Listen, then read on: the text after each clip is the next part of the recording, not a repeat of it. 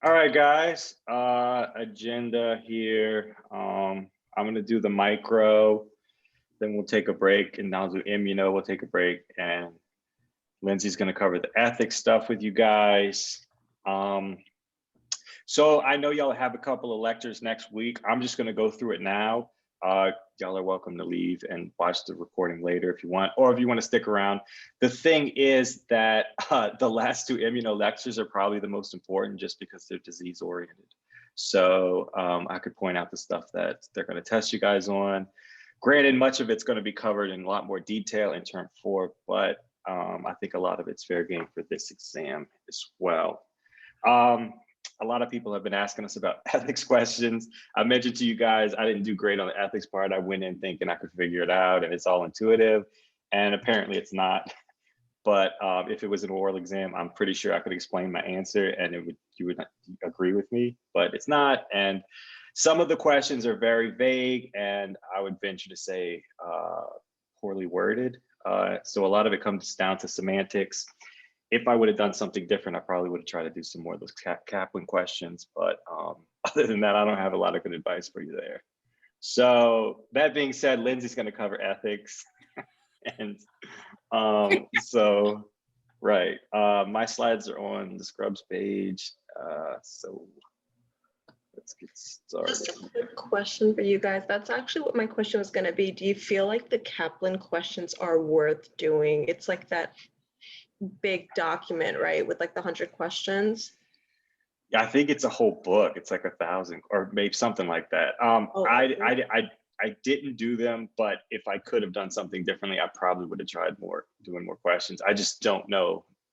It's just the test seemed very vague and pretty unfair. So I wish I had better advice for you guys, but maybe if you just work on doing extra questions to get used to just the wording, and it could help, but that's really all I got.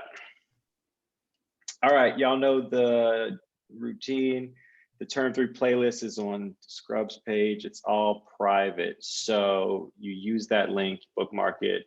Once this is done, I'll post the video here. And that being said, let's get started. So for the midterm, whenever that was, we kind of broke down a lot of how the immune system works. Well, we'll do micro first, but I just wanted to point out a lot of the micro stuff, even in term 4, is a lot of memorization, which is kind of a pain. Once you get into pathology and stuff, there is more explanation, but most of this that I'm going to show you guys, I'm just going to point out the stuff that was testable. So for micro, we'll go through some of the worms and stuff, and I'm just gonna point things out. So what ends up happening in term 4, you go into these worms in a lot more detail and you learn things about them that make them important, but they don't tell you in term 3, but they still, it's still testable material in term 3, because down the line, you'll see that these are common, these are problematic. So I'm going to try to point those things out now in retrospect after doing term 4 and stuff. So that's the goal with micro. Immuno is kind of the same thing. We kind of talked already about how the immune system works. So I'm just going to, they're just fine tuning the details with some of the receptors and the co-receptors and stuff. And yeah, and then we'll get into the stuff that y'all are doing next week, which, like I said, is more important. All right, Scrubs, Dog Mom, our stuff's on the drive. Those Kaplan questions are on my drive. Like I said, I didn't do them, but if you want extra practice, it couldn't hurt.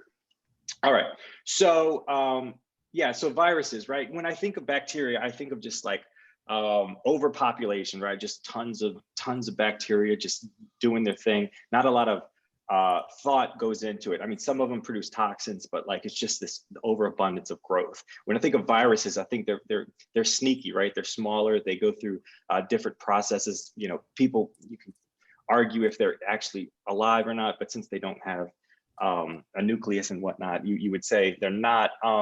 But the idea is that they go through it's a very different mindset than the bacteria. So the one thing I wanted to point out is that when they get intracellular, there is a latent period where they have to replicate all their parts. And then after that period goes through, when they assemble, all the parts kind of come together like a transformer, and then you get this growth. So there's this latent period, but don't get that confused with a latent infection.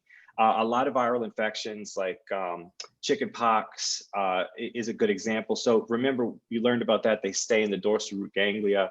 Once your immune system drops, age-related often, they can be reactivated.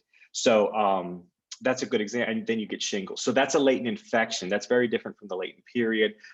Most, if not all, viruses have this latent period, and that's just a period of growth, not growth, but where you're replicating the parts. Then everything comes together, whether that be through a bacteriophage or whatnot, and then everything assembles together. So I think this is a fair game graph right here, and it is important to know the difference between the period versus infection.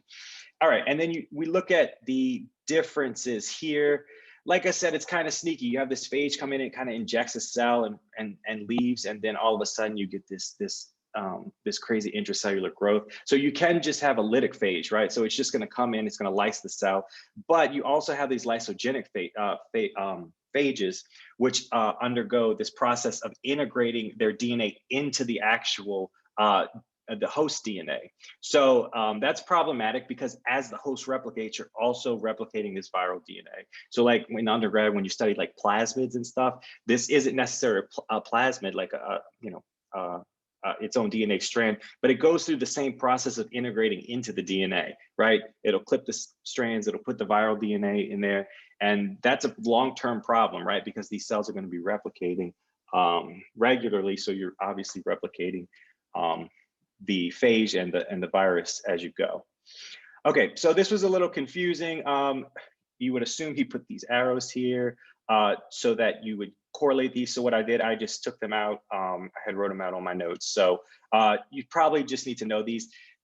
When you get to term 4, you'll talk about these. They're VAPs or viral attachment proteins. They're how the virus will attach to the cell. So bacteria uses a similar thing to do it, but these were the ones that were pointed out on the previous slide with these arrows. So if they ask you this, this is how some of the viruses join. Versus if it's through the ICAMs or sialic acid, you'll learn a lot about that next term as well. Or HIV, obviously, we always correlate HIV with the CD4 helper cells, right? That's how you diagnose HIV. You have a low CD4 count. Okay. There's different processes. The viral uncoding process, it can fuse with the actual host cell, as in it uncoats, and actually the outer coat or the envelope joins the host wall, and then the cell is free, or the virus is free to infect the cell intracellularly. So it kind of just joins into the cell, but it can also be endocytosed. So either way, next term, y'all will talk a lot more about the individual viruses, and you'll need to know which ones are enveloped and all that nonsense. But we're just doing brief review now. Non-enveloped, so they can just bind through those viral attachment proteins right here, and they kind of inject the viral genome straight through, or it could be endocytosed. What's weird about these is that, even though they don't have an envelope, they're very hardy viruses, right? And they would have to be, because otherwise they would be destroyed in circulation before getting to the cell. So this capsid is very strong. It can withstand the idea of not having an envelope. So again, there's 2 different ways of doing it for both enveloped and non-enveloped viruses. All right, and then we talk about, this is again, this latent infection, this herpes zoster virus, which is shingles or chickenpox. It's a latent infection. So you can see, depending on the virus we're talking about, they can be different patterns. Here's a great example. Hepatitis B and hepatitis C tend to cause chronic infections, okay? Whereas hepatitis A does not. And we'll talk about hepatitis D in a little while. So depending on the virus, you have different patterning. So let's quickly review. Hepatitis B, if we have a chronic infection, okay, or C, but let's use B. What would you expect to see? Let's say, if it's a chronic infection, say a year later, right? Would the antigen be positive? Yes, right? Because it's still an infection. What about IgMs? Probably not, right? Because we're in a chronic state. But I would say definitely you would have IgGs. would be positive, right? Because we've had that class switching. We went from an acute infection to a chronic infection, okay? So this would be indicative of chronic infection, and this would be indicative that it's still, your antigen would be indicative that it's still active, okay? So in contrast, if we said, now let's say the antigen was not positive, but you had IgGs, okay? Then we're saying you had a previous infection, you've cleared the infection, but now you have memory cells against that infection if it happens again. So whereas if you had an infection, you cleared it in 2 weeks, right? And you formed IgG memory cells to it. The next time you get that infection, you may clear it in like 2 or 3 days because these long-term antibodies can identify it and react to it accordingly. All right. And let me just say, because somebody asked, in regards to the cumulative questions, I think there's a lot of carryover for this. So we're going to talk again and review the class switching concept with aid and all that, the net positive and negative selection. So whereas it technically is cumulative, it's kind of built on the process or it builds on it. So yeah, I think the cumulative stuff's not anything to be too concerned about. I don't have the chat open because I'm just using my laptop down here. So if y'all have questions, feel free to just cut me off. It's not a big deal. Hey, All right. Yeah. Are there any biostats cumulative questions? If they are, I think they'd be straightforward. Lindsey, do you remember? I don't remember cumulative biostats. Yeah, no. It would be very straightforward if it was, but I really don't remember cumulative biostats. Put it this way, I wouldn't bother going back and looking at it. Like, I don't want to say waste your time, but there's better things to do with your time. I'd focus on this stuff for sure. All right. So when we talk about this viral replication, we're going to talk about the different classes. If I said anything from microbiology is the most important for this exam, it's knowing those different classes. And it kind of goes back to FDM when we talk about, it goes back to FDM when we talked about, the proper way to transcribe and translate proteins. So depending on the different class we're working on, you're going to use different enzymes to do that. So this is an example of class 6, right? RNA-dependent DNA polymerase. So you're dependent on the viral RNA, and you're going to use a DNA polymerase to go backwards, right? To make DNA from RNA. We'll go through each of them independently, but this is that class 6, classically, the one you need to know is HIV. All right, and then again, we're going to talk about hepatitis D. Hepatitis D cannot live on its own. It needs certain components of hepatitis B there to actually work properly. So you can never have a hepatitis D infection without having hepatitis B. But in turn 4, you'll talk about the idea of getting co-infected with them at the same time, or having hepatitis B previously and then getting hepatitis D. But right now, all you need to know is that this is a defective virus, hepatitis B. It needs components of Hep B to work. And then viroids are not super important, but prions come up. Yeah, so this is mad cow disease or transmissible spongiform encephalopathies. Problems with prions is they're just these nasty little proteins that form, and they just don't die, right? So they like, even if you autoclave instruments in surgery, the prions aren't killed there. So they're really hard to destroy. They kind of sit in the brain and coalesce in the brain, and then that leads to brain problems, right? Encephalopathies, brain diseases, okay? All right, so we're gonna break these down.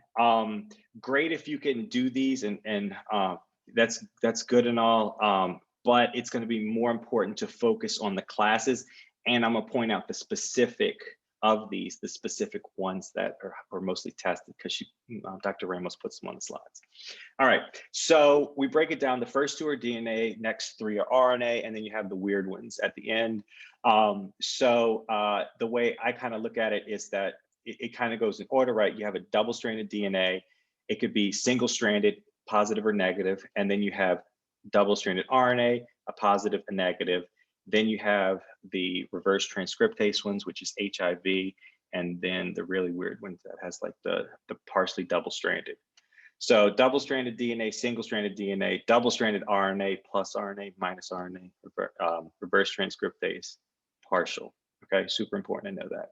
So if group one, make sure this makes sense to you. If group one is double-stranded DNA, it's basically going to go through the same process as your own DNA to transcribe proteins, right? It's going to use a DNA-dependent RNA polymerase. That's what, you know, Pol 1 and Pol 3 are that we use to transcribe mRNA.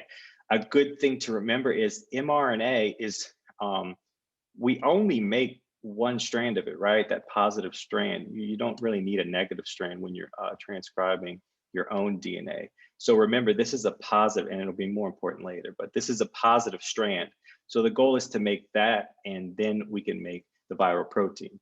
Now, just like your own DNA replicates itself, you're going to replicate it with a DNA-dependent DNA. I'm sorry, no, actually, well, I guess technically, yeah, it would have to be that. So yeah, it uses the same process as the DNA-dependent DNA polymerase, where you, and she didn't go into process, but you would split the double strand into positive and negative, and use the semi-conservative method, right, to transcribe that. So you obviously have to replicate the DNA as well. So yeah, so that's the standard format. And then the one you want to worry about here primarily is herpes virus. That's going to be the prototypical double-stranded DNA. Non-enveloped, and double-stranded DNA. And then always definitely make sure you know the exceptions. Pox virus is one of the exceptions. This makes sense. The normal situation makes sense because DNA is replicated in the nucleus, right? Once you get the mRNA, you get it out of the nucleus, or you make the final mRNA out of the nucleus. So pox virus is a very weird situation where this DNA is not transcribed in the nucleus. All right, so group 2 is single-stranded. So in order to properly transcribe it, it needs to go to a double-stranded format.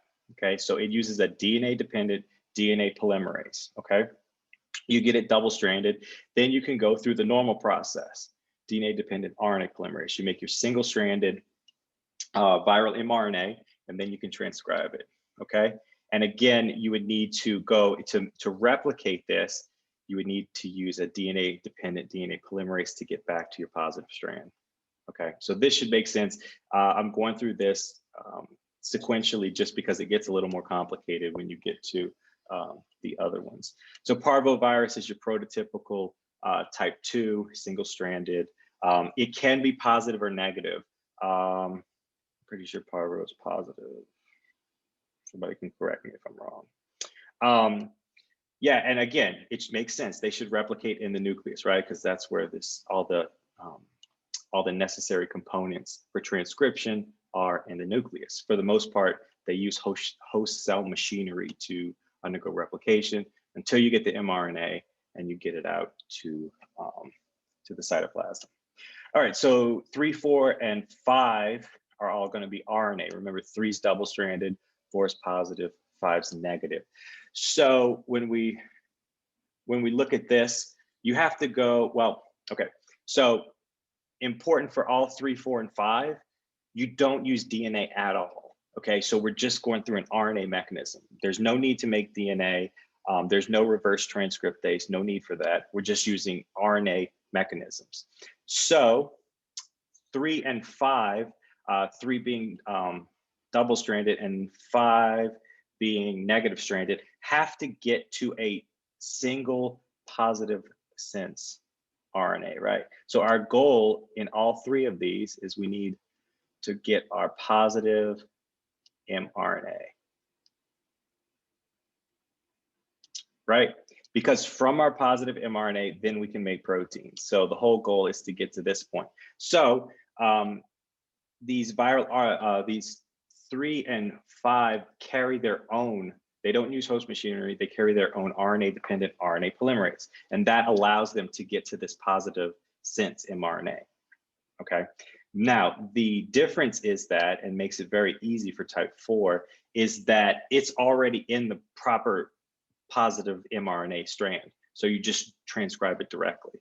Okay, so much easier for type 4, whereas 3 and 5 have to finagle around to get to that positive sense mRNA. All right, so you can see group 3, double-stranded RNA uses RNA, remember no DNA, so RNA-dependent RNA polymerase, get to our positive sense mRNA, now we're good, transcribe the viral protein. Just to point out, it's important that it uses an RNA-dependent RNA polymerase just to be able to replicate this, okay? So I'm not positive, I would imagine it would be semi-conservative, you split the strands, and then you have the template and make the, the antisense strand from it.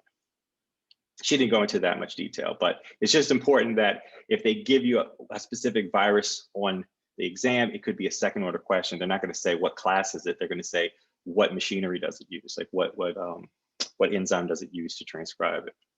Okay, so a little confusing here. You don't need to worry too much about this, but rotavirus is your prototypical type 3. It's an encapsulated virus. Rotavirus, typically you see that in children that have diarrhea. It's not prevalent in the West, but yeah, rotavirus is an encapsulated and it causes GI issues. All right, so type 4, like we said, super easy. It is already in the positive mRNA sense strand, so we go directly to the viral protein. Piece of cake, that's the easiest one. And of course, it needs a RNA-dependent RNA polymerase to make the negative sense, and then same thing to get back to this so it can replicate the type 4 genome. All right, polio is going to be your prototypical virus here. Now, of course, this makes sense with our proper, like with our own DNA to mRNA process. RNA should be replicated in the cytoplasm. Because once you get to that mRNA strand, you get it out of the nucleus into the cytoplasm. So everything happens there. So on the exam, if you get tripped up, just think about your own process, the stuff you've learned a million times in undergrad, how it works. And it pretty much follows the same standard. And that's because the host cell machinery is used often, at least components of it. All right, so group 5, remember that's our negative sense. So it's going to need an RNA-dependent RNA polymerase to make our positive sense. Again, once we get our positive mRNA, we're good to go. So we have our positive and we can make our viral proteins. Again, same process here. You're going to have to, from that positive, you're going to have to make it back to a negative, right? Just so you can replicate it, okay? So generally 2 processes always. Not only do you need to make the viral proteins, but you're going to need to replicate whatever type of strand it is. So it's important to know what enzymes you're going to be used for each of these processes. All right, and then rabies, everybody knows what rabies is. That's classic for your type 5. You can see that here. Again, they have their own RNA-dependent RNA polymerase, okay? Because we don't have one. Yeah, why would we have one? Pretty sure we don't have one, right? Somebody could correct me if I'm wrong. We have no need to do this. Don't have one. Right. Okay, cool. Because we don't have one because they because it's we only transcribe positive sense mRNA, and that's right. negative sense. Exactly right. So thank you. Definitely. So yeah, and we use DNA dependent RNA. So right. So of course that would mean it would have to bring its own because we don't have it. Same thing when we get to type 6, because they need to have that reverse transcriptase. Anytime you think of type 6, just think of HIV. HIV is a, well, we'll get to it in a second, but it has a diploid copy of RNA, positive strand sense. But so now remember 3, 4, and 5 don't use DNA at all. We use RNA-dependent RNA polymerases. Type 6 is going to take that initial copy of the diploid single-stranded positive viral genome, right? So take one of those diploid copies and you use the RNA-dependent DNA polymerase. Okay, so we're going to get back to double-stranded DNA, and then you can use the host cell machinery to replicate it. Okay, so always think of HIV in this situation. This is obviously a reverse transcriptase because we're going from RNA back to DNA, double-stranded DNA, so that we can go through the process of properly getting our positive sense mRNA strand to viral proteins. All right, and you can see that here, very important. Again, you use reverse transcriptase. This is a common place for For medication, you'll learn about that later. They try to isolate the reverse transcriptase, because if you can't properly replicate or transcribe this, the HIV genome, or if you could at least slow it down, then you can help to preserve the small amount of T helper cells that you have. All right, so all of these are enveloped. And again, it's a diploid copy. So it's not double-stranded. It's two separate copies of the positive sense single-stranded RNA genome. So if I go back, it looks a little tricky because they're giving you one, they're just splitting the two strands, okay? So diploid meaning two of the same strand.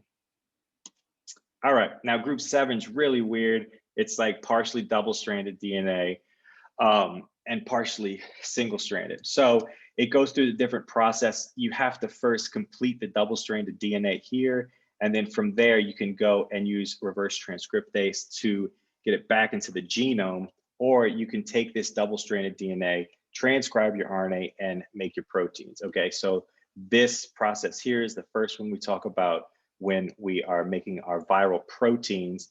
And then when we want to incorporate it into the genome, you can use the reverse transcription to take it from this double-stranded DNA, get it back to negative single-stranded, and incorporate it into the genome. She didn't test us heavily on this. I think this gets a lot more complicated than we really are focused on in this module.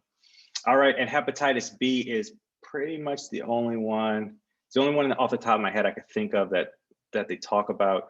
So this is going to be that in that group 7. All right, so yeah, so partial-stranded double-stranded genomes are generated from this single-stranded RNA intermediates. Again, you're going to use this reverse transcriptase just to incorporate it into the genome.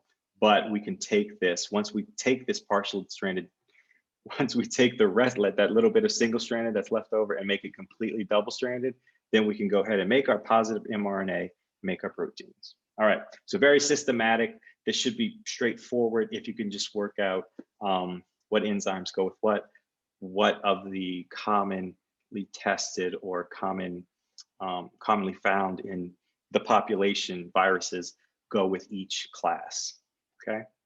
Oh, let's see. Yeah, so again, so this makes sense. If you're going to incorporate into the genome, you would expect chronic infections, right?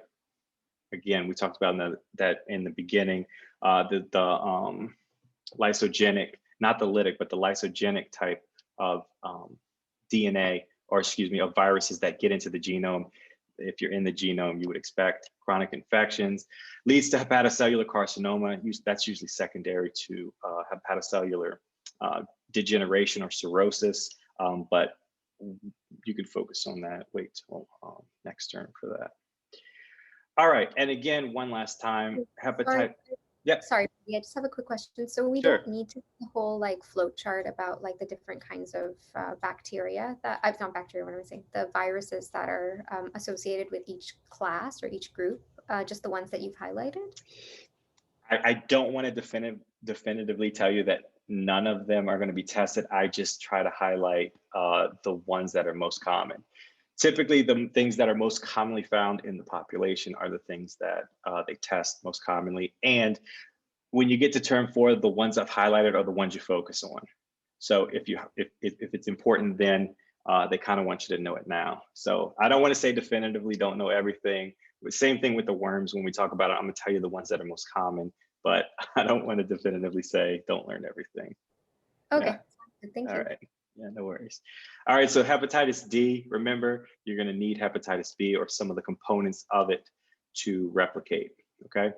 So hepatitis B, again, is that weird one that falls into that class 7 category.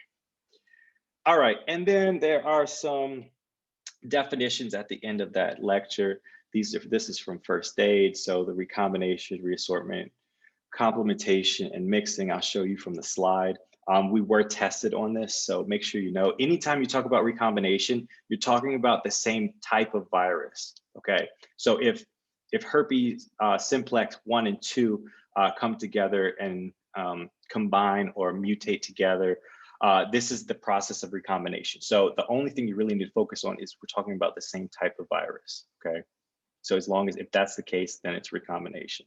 It's a trick there. Complementation is when so hepatitis D is complemented by hepatitis B, okay? That's the only way hepatitis D will work.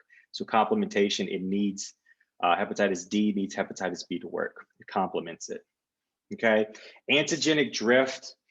So think of a drift as water, it's very slow. When we talk about the yearly influenza, H1N2, and then they change it to like H3 and 7 or whatever, that's a slow drift, okay? That's something that can be monitored. It's typically a mild change. The ones you really want to worry about are those antigenic shifts, okay? You still can see this with influenza, but these are really bad. So this really changes the genome, this reassortment process, and it gives, so your body is able to kind of compensate for these little drifts, right? But when you have something that's drastically changed these shifts, it tends to be bad. It's pathogenic, these reassortment viruses. Those are the ones to typically worry about. Okay, phenotypic mixing is just when you have two different genomes that come together. So you can see here that some of the purple and some of the green came together. You'll have the complete viral genome of one, but you'll get components of the other one. So this is just phenotypic mixing, and you can see different pseudotypes here, right? So you see like one nucleocapsid here incorporated with one genome there. Okay, so just that should be pretty straightforward on the exam. All right, I'm not even going to try to pronounce half of these, but I'm going to show you the ones that tend to be important. So, and I'll point out the things about them that are important. A lot of the vectors, they like to test on those, like where they come from. So we're going to go from small to large. So protozoa tends to be unicellular, right? And so they're the smallest, the simplest. They usually go through facultative, the respiration is usually facultatively anaerobic. Okay, so they're very simple creatures. When we get to the bigger ones, they have more of a full digestive tract, but these are just unicellular. All right, you do not need to know the life cycles now. Next term, when y'all get to malaria and stuff, it gets a little more complicated, but what you should know is some of these this terminology that goes with each of them, right? So when we talk about the protozoa, you need to know that these forms of them can be either trophozoites or cysts. Okay, cysts are those, they're very hardy, they're able to live in the environment for a long time, and then the trophozoites are the replicative phase, right? So typically you ingest the cyst, and then once it gets to your GI tract or whatever, it can form trophozoites. Okay, so keep these in regards to the protozoa, because when they get bigger, they're eggs instead of cysts and stuff like that. So it's just easier if you can keep everything organized. All right, so here is a great example. Some of these are important, some of these are not, okay? So Entamoeba histolytica causes bloody diarrhea. Y'all are gonna talk about diarrhea for like 6 weeks, so you'll know everything about it in term 4, but this is very common, okay? So this bloody diarrhea is common for this. It's one of the only worms that'll cause bloody diarrhea. So that's why that's important. This one, they like this one because they like the pig part, the pig, Balantidium coli, yeah. So it lives in the whole colon of pigs. We were tested on this, so that's what they wanted to you to know. And everybody knows about Giardia. So this is typically when they'll talk about people hiking or whatever. They drink water from a stream. They don't boil it first. So Giardia is very important. End up with malabsorption, a lot of watery diarrhea, dehydration. I put a red box around this. You should be able to identify this on a picture. Okay, I know typically they don't just require you to know a picture, but this is classic. Okay, it's got like the 2 eyes, the smiley face, or whatever. So make sure you know what that looks like. And then I don't know if they'll talk about this now with you guys, but I just wanted to put this on there because it's pretty common. Trichomonas, it's a sexually transmitted disease. And these, yeah, you could see those. Again, this is one of those things that comes up in term 4, but because it's one of these weird protozoa that it kind of goes under the STDs with gonorrhea and chlamydia and stuff. They put this there, so it is fairly common. So it's probably good to know that one as well. All right, now the blood vectors are going to be important too. Not as much in the United States, but worldwide. So Plasmodium, y'all are going to go into these in much greater detail. Yeah, this one is the worst, but like I said, y'all are going to go into these. They have different stages of the life cycle. Some are 24 hours, 48, 72. But it's very important that you know these and you know the vector, okay? So this is the Anopheles mosquito. Leishmania is going to be from the sandfly. Oh, it says my internet's unstable. Can y'all hear me? We good? You've been going in and out, but generally we can hear you. Okay, sorry. It's that grenade of Wi-Fi. All right. So leishmaniasis or leishmania is going to be from the sandfly. So it's important to know that. And then also you can see African sleeping sickness, typically the tsetse fly or the reduvid bug, depending where. So African sleeping sickness or Chagas disease, you can see those. So the tsetse fly is in Africa, and the reduvid bug is Chagas disease. Okay, so those are all important to know. Of these, I think this would probably be the more important. I don't know that we were tested on this one, but lakes and streams, and yeah, it can end up, which is very bad, meningoencephalitis, right? So it can infect the brain. I think that's very unique for this one, at least for the ones we talk about. Okay, I'm not saying don't know this one, but I don't remember them bringing up questions about this. But the fact that it does cause keratitis or some sort of eye infection may be good to know as well. All right, so we're working our way up now. So we went from the protozoa, which are unicellular. These are actually eukaryotic, multicellular. They have a full digestive tract, circulatory system, and they have reproductive system. So we're going to classify all of these more often they're called helminths, right? Instead of metazoans. So these helminths are classified as nematodes or roundworms, and then flatworms, which could be flukes or tapeworms, okay? So make sure you know these different terminologies for each of them. Now, like I said before, we're going from cysts to trophozoa and trophozoites with the protozoa. Now we're moving to these nematodes where we have eggs and larvae, the trematodes, Metasicaria, and the cestodes.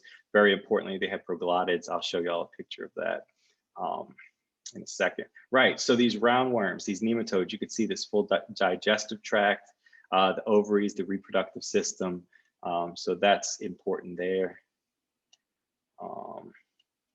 This is an important word too. I remember questions about this. The operculum, right? So the distal ends of it that you can see there. These are classic for these sorts of nematodes or these worms. Then intestinal nematodes, Ascaris, the roundworms that you could find. Importantly, they can cause eosinophilia, which you would expect, right? Because any sort of worm infections lead to increased eosinophil count.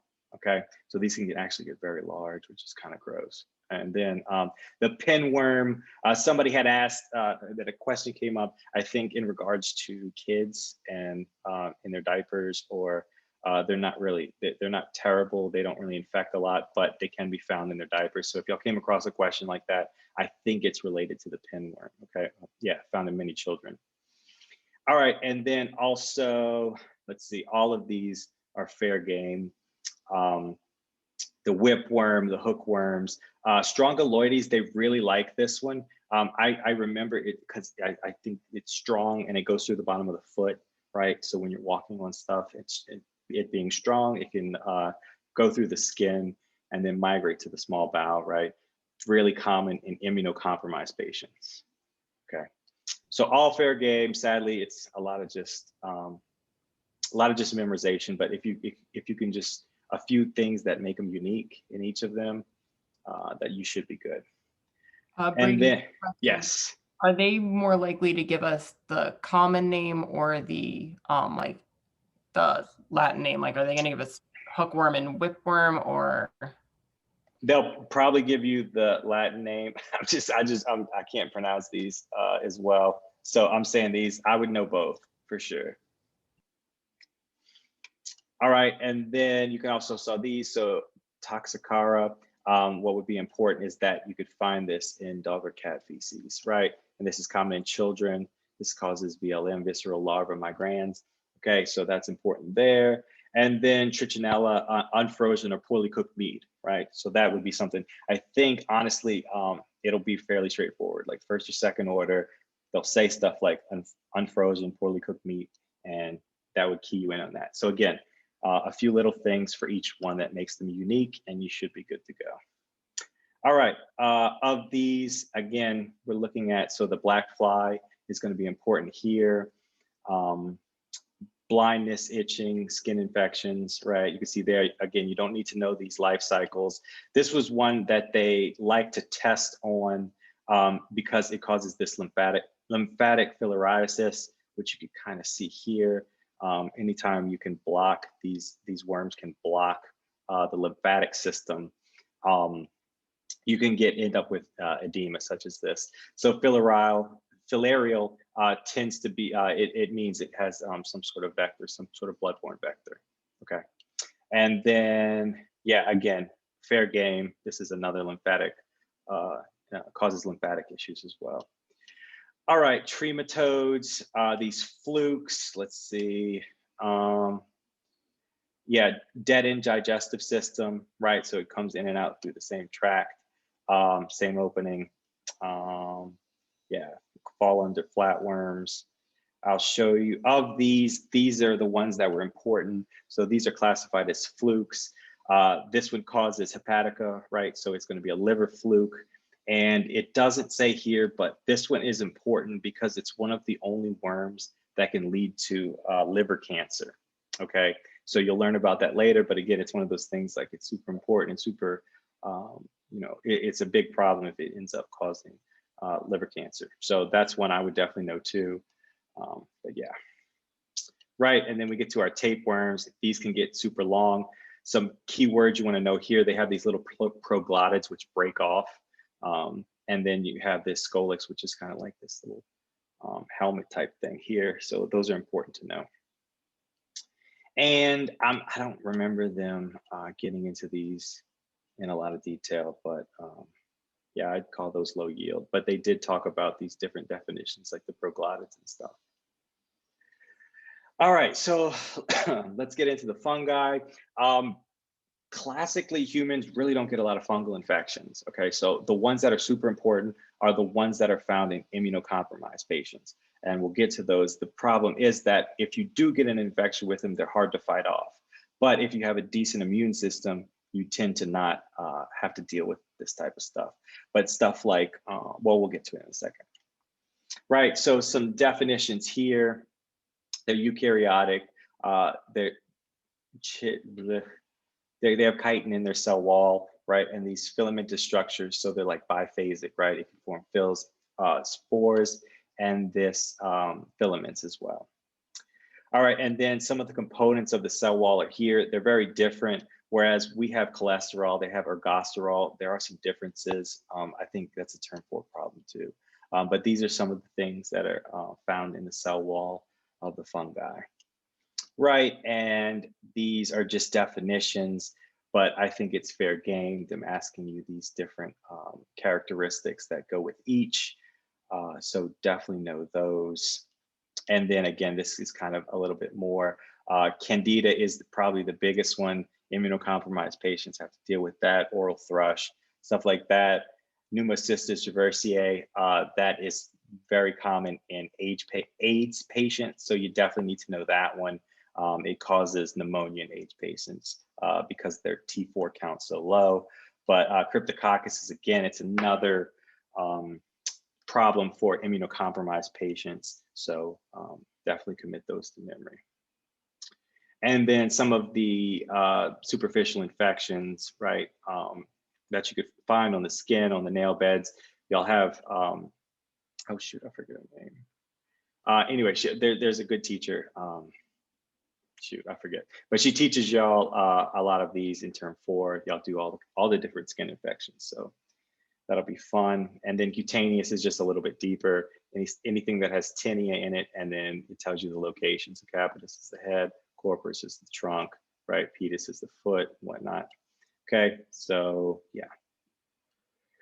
And then subcutaneous is a little bit deeper. A lot of times you find like strep strep. Staph will be more superficial, strep will be lower, but you can also find these different sorts of fungal infections.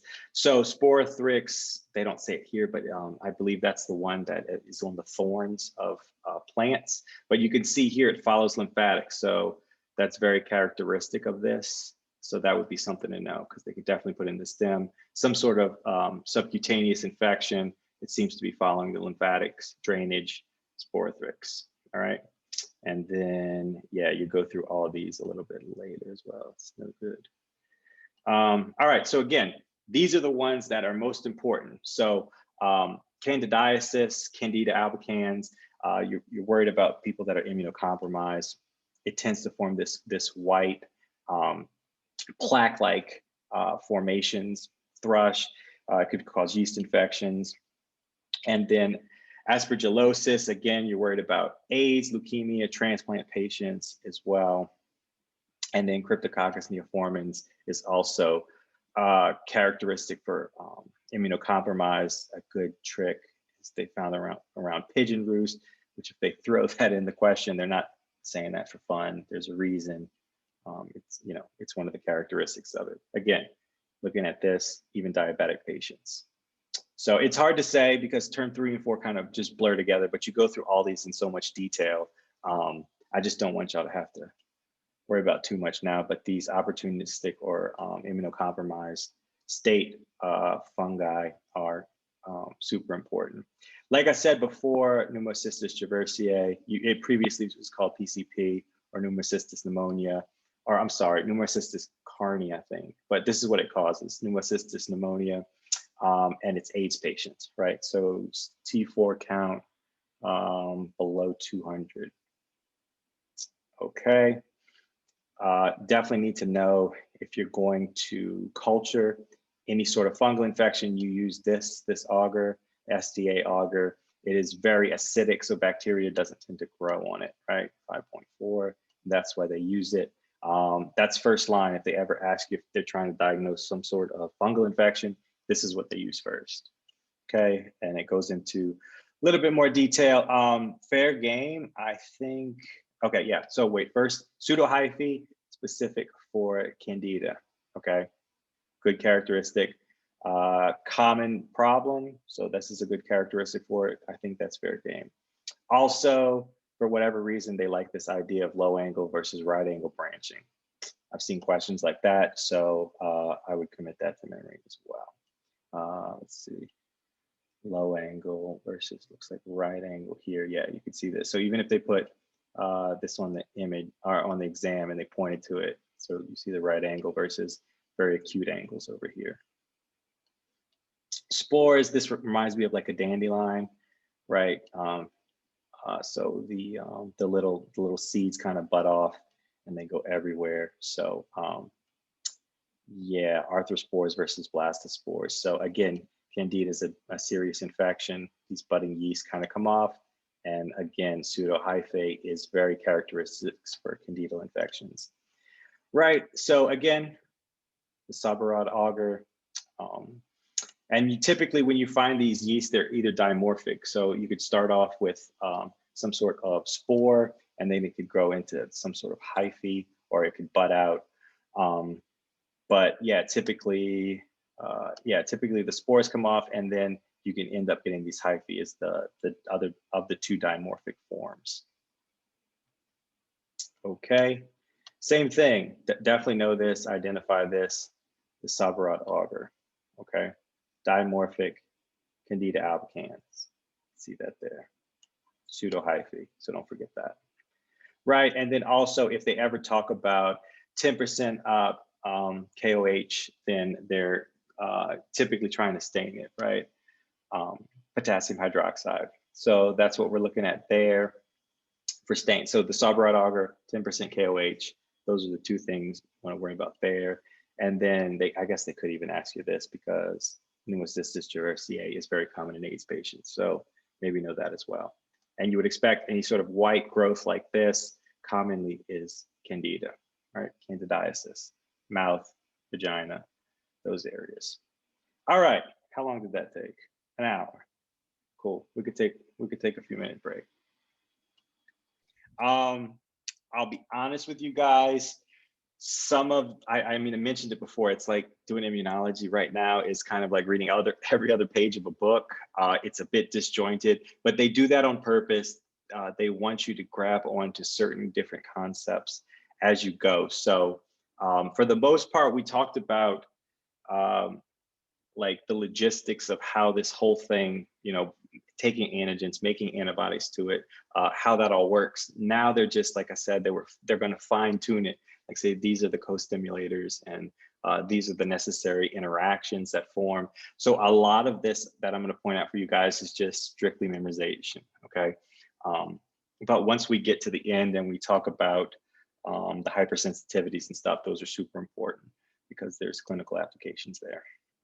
All right, so when we talk about cell-mediated immunity, we have antigen-specific versus antigen non-specific. So if we're talking about antigen-specific, we're talking about those T cells, right? T helper cells, CD4 versus our CD8 cytotoxic cells, okay? Let's see. Yeah, again, we're going to deal with these intracellular or phagocytized pathogens. A lot of the viral infections go through this process.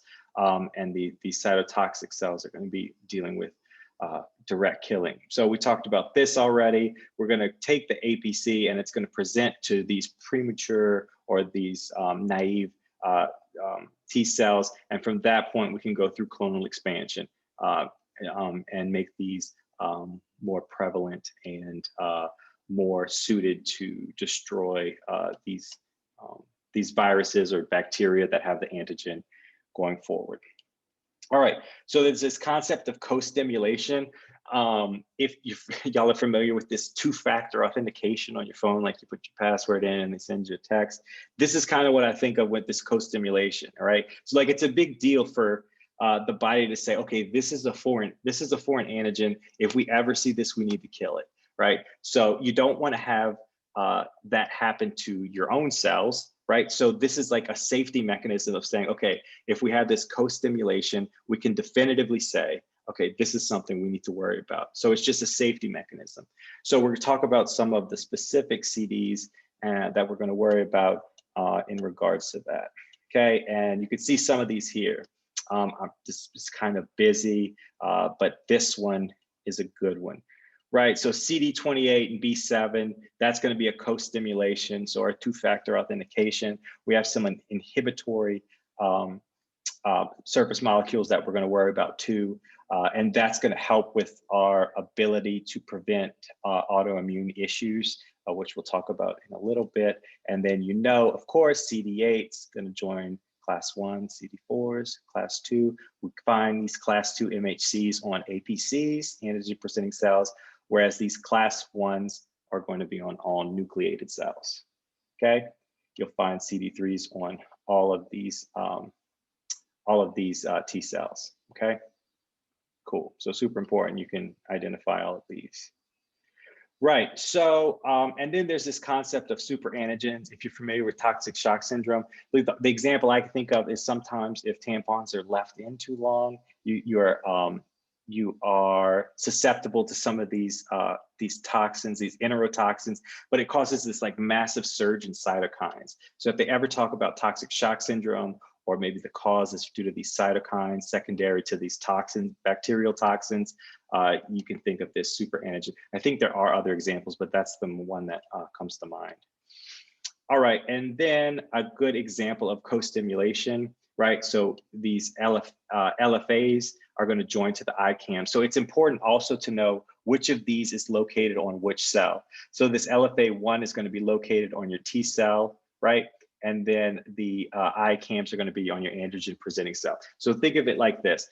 You have this antigen here, right? And then you have this T cell receptor. So it's like a 2-point docking system. You could say this ICAM and this LFA are saying, hey, I'm an antigen presenting cell. I'm binding to this T cell. We're good. Now I have an antigen for you. Let's bind the antigen, antigen from the MHC complex to the T cell receptor. Okay. So yeah, if that makes sense to you, It's like a 2-point docking system, right? Identify the cell, and then y'all can talk about the antigen of interest. Okay, so very importantly, CD28 and B7 are going to be responsible of this naive T cell to be a co-stimulator, or to co-stimulate this naive T cell, right? And you can see it here, this antigen presenting cell. Again, the B7 is on the APC, the CD28 is on the naive T cell, right? So they could dock here. Then you could present the antigen, and once it's presented, this naive T cell could go on, proliferate, form an effector or a memory T cell from there. So definitely commit this to memory, know which goes with which. All right, and then these are all worth knowing, okay? So we talked about the B7, 28 and CD28. If you have, you can actually have treatment for rheumatoid arthritis, because rheumatoid arthritis is a type of autoimmune reaction. So you can actually block this co-stimulation. So there's no docking point, right? So this is in rheumatoid arthritis. There's also CD40 and CD40L reaction. We'll talk about that in a second. That has to do with class switching and stuff like that. But there's treatment that you could use for graft rejection. And then, as I pointed out earlier, remember, these are inhibitory. So if you have a heightened immune system, if you deal with autoimmune issues, hypersensitivities, would you want to upregulate the inhibition or dysregulate it, or slow it down? Well, because these are inhibitory to the process of the immune system, you'd want to upregulate these, because those will help dumb down the immune response, okay? So if you have a hypersensitivity or some sort of autoimmune issue, if you can upregulate those inhibitors, you can help to bring it down a little bit.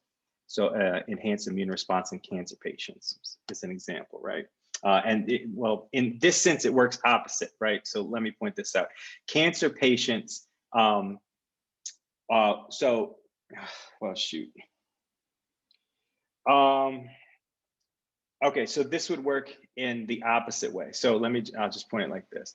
So let's say you have increased an autoimmune issue, right?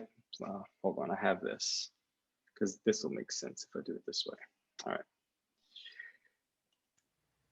Hey, Brady. Yeah. Essentially, wouldn't you want the body to attack the cancer, like the tumor, like itself? So you want to block the CDL, like the inhibitory aspect, because you want the body to be aggressive towards its own. Exactly, and but there's two different ways you could look at it. So if you have increased autoimmune problems, or increased immune system, right? If you upregulate the inhibitory factors,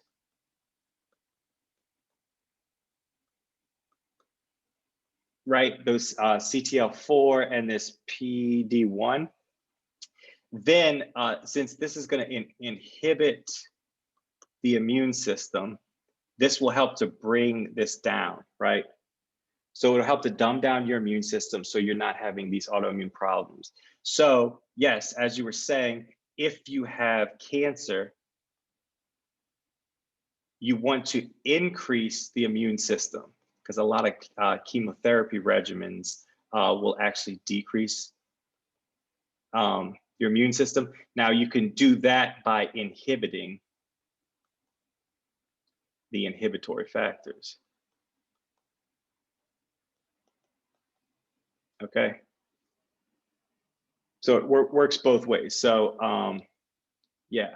So if you increase the inhibitory factors, you can dumb it down. If you block these inhibitory factors, you could help raise it. So cancer's a good example, because the regimens tend to cause immunosuppression.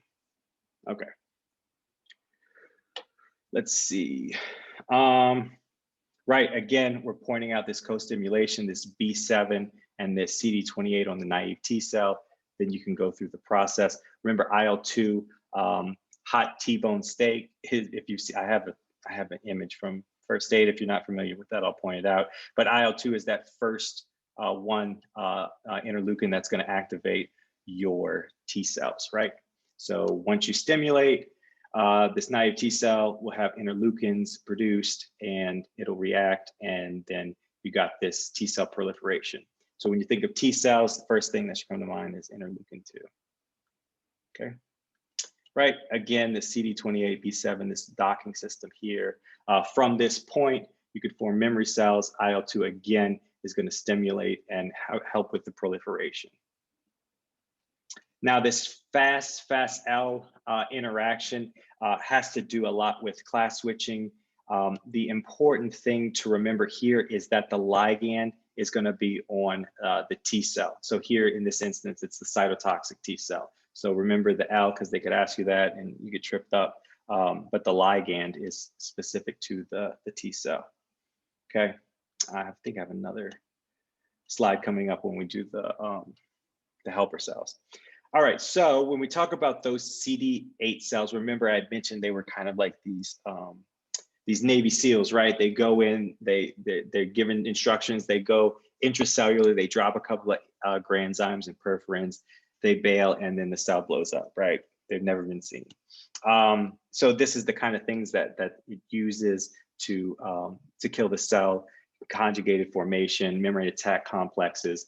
Overall, you get this target cell destruction, right? Again, these granules, perforin granzymes, like I said, they're like little bombs. They drop inside the cell, and then you can also have that membrane attack complex form. Natural killer cells. So remember, natural killer cells fall under that lymphoid. If you're going to take a pluripotent stem cell and you want to go toward the lymphoid pathway, again, IL-7 is going to push you towards that pathway, and the NK cells are going to be lymphoid origin. So NK cells, T cells, and B cells. But NK cells are specific to the innate immune system, whereas you know now T cells and B cells are going to be the adaptive immune system. So just remember, even though the NK cells are part of the lymphoid pathway, they're still part of the innate immune system. So it's important to know, if you get an inhibitory signal at any point, you're not going to kill the cell, okay? But if you only receive an activating signal, then you can go ahead and kill the cell. That's natural killer cells make sense. They kind of kill on site. And then, of course, if there's any antigen to be picked up, they can go and present that. Let's see. Oh, yeah, just wanted to point out there, this chemokine receptor, CCR7. Remember, chemokines are going to kind of pinpoint cell or tell cells where to go. So these are found in the lymph nodes. And if they're made there, and it kind of tells the B cells, the T cells, the antigen presenting cells, everybody to go into this area in the lymph node, so that they can mingle and present the antigen and form more prolific effector cells. All right, and let's see, why did I put this on here? Right, I guess I was just pointing out the idea that these T helper cells can go through different processes. Being helpers, they can form memory helper cells. They can go help to form proliferation of cytotoxic T cells, and they can help with B cells to form antibodies, okay? So it's one of those things, like you could take a whole term on immunology and they're just giving us bits and pieces of the information, but it's much more complex than we need to get into. I went ahead and just took this out of my notes. So, but this is super important. These are easy points on the test. So just make sure you separate all of these. There's no real carryover. So when we're talking about these cells up here, intracellular microbes, how do you kill them? You're going through the cell-mediated process. Dendritic cells, IL-12, natural killer cells, interferon gamma, are going to activate the cell-mediated system, and you're going to use T helper 1 cells. So point being, if they tell you there's some sort of intracellular issue, this is the process you want to go through, okay? So keep these together. As for helminth infections, remember, we're going to have increased IgE, increased eosinophils, and IL-4 is going to be the major player, okay? So Th2 cells are going to be responsible for dealing with helminths, whereas Th1 cells are intracellular. And then our Th17 cells are going to deal with your fungal infections and even bacteria, extracellular bacteria infections, okay? So keep those in mind. This should be easy points if you are able to separate all these. Again, there's no real crossover. If we're going to deal with intracellular problems, we're going this pathway. Helminths, we're going to deal with Th2. Extracellular bacteria, which they can ask, it's not just fungi, extracellular bacteria as well, fall into this category. All right, again, super important slide, keep everything together, okay? Like I said, no real crossover. So if they give you any of these, you should be able to say, this is the pathway we're going through, okay? Extracellular problems, humoral immunity, we wanna make antibodies for it anytime we talk about humoral immunity, allergies as well, because we're dealing with eosinophils. So everything should kind of make sense as you track through it, okay? CCR7, remember that is on our naive T cell that we find there. Once it's activated, this is gonna push us depending on what we're trying to deal with, right? Okay. And then interferon gamma, I always like to add these slides in because Dr. Ramos loves talking about it. So remember, it has a lot of different jobs in the process. One of the major jobs is to activate those M1 macrophages. And if it comes down to it, such as in cases of tuberculosis, these macrophages along with interferon gamma can help you to make those granulomas to wall off the tuberculosis. All right, now we can look at that CD40, CD40L interaction. So as you can see, the CD40L is on the T cell, the CD40 is on the macrophage or the APC, okay? So once they interact, you can have different downstream effects, killing, co-stimulation or secretion of certain cytokines. Remember, we always put IL-1 and IL-12 specific with, well, mostly IL-12 specific with macrophages, okay? And this is just one of those weird things, excuse me, where some bacteria and viruses have mechanisms of trying to avoid being attacked. So we know mycobacteria lives intracellularly, so it has this inhibition of this fusion. So if it could do that, it can survive without getting the phagolysosomal interaction. These three go together. Herpes, CMV, and Epstein-Barr always have the ability, all have the ability of inhibiting the antigen presentation. Okay, so that's good to know. And then EBV can produce IL-10. Remember, IL-10 is always inhibitory, so you can inhibit this process. And then pox virus can block cytokines from being released. Okay, so I think that's all fair game. Now, everybody knows DiGeorge syndrome right now. Remember, one of the biggest issue with DiGeorge syndrome is it's a constellation of problems, but one of the big problems is thymus hypoplasia. Remember, when in the thymus, we're going to develop mature T cells. So anytime you have a T cell deficiency, you know, DiGeorge syndrome should come to mind as a possible problem. Okay, so because it's a T cell issue, that would make sense. They have a problem with intracellular pathogens because our T cells are going to be primarily what deal with that. All right, so y'all know the mnemonic catch-22, right? Remember that hypocalcemia has to do with those parathyroid glands that are adjacent to the thymus. But yeah, y'all know, y'all seen this enough by now. All right, so Th2 cells, anytime you see humoral, you should think B cell antibody. So it's going to go through that process. IL-4, IL-5 tend to go together. Again, that's that hot T-bone steak. I'll show you all the mnemonic in a second. But IL-4 has to do with IgE. IL-5 tends to be eosinophils. But in a general sense, IgE and eosinophils tend to go together. So that would mean IL-4 and IL-5 go together. And that would make sense because we know that IgE and eosinophils deal with worms, right? Parasites. And here we know IL-4 and IL-13 push towards the Th2 pathway, and IL-10 is going to be inhibitory. Okay, don't forget that. That's one that stands out. Right, and this is just a graphic diagram of showing you where everything goes. IL-4 dealing with parasites, IL-5 with our eosinophils. Remember when we have, when we make macrophages and use this inhibitory IL-10, it'll end up making those M2 macrophages, which kind of help to regulate the immune response in an inhibitory fashion, right? M1 macrophages are gonna try to fight off phagocytized stuff. M2 macrophages are gonna try to slow down the process.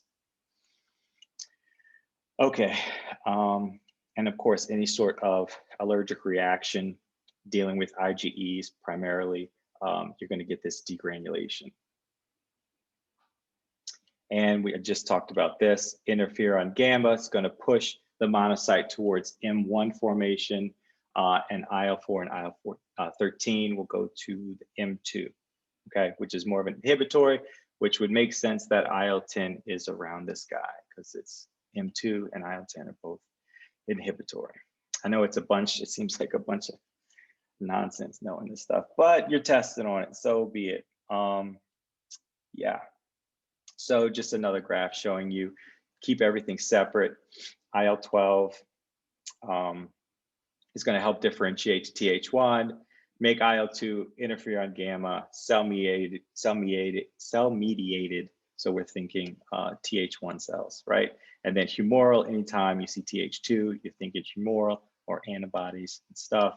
And then these fall under the categories IL-4 IgE, IL-5 eosinophil, I-10 is inhibitory, right? So this inhibitory process makes sense because if you want, you know, it's like a seesaw, right? If you want Th2s, you don't want Th1s. So this IL-10 will help to slow down the Th1 production.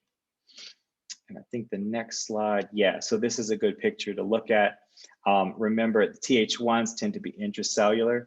Th2s are going to be extracellular. So if you look at the different process, you have too much Th1, then you're going to have autoimmune problems. You have too little Th1 can lead to cancers, hepatitis, or intracellular issues, internal, right? Th2s too much, you have a heightened sense or a heightened system of IgEs and eosinophils, right? If you have too much IgE, so you probably have really bad allergies, okay? External threat. And if you have too little, you're worried about extracellular problems. So here's your seesaw. So keep Th1s are going to be intracellular, Th2s extracellular. All right. And fair game, because this is important next term. So just in case they ask, Th1 is tuberculoid, Th2 is lepromatous, which lepromatous is a lot worse. So just in case. All right, and then we finally get to Th17, which is going to deal with our fungi.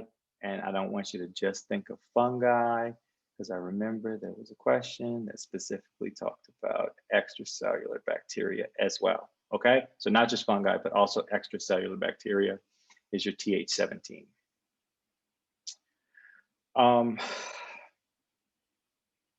Okay.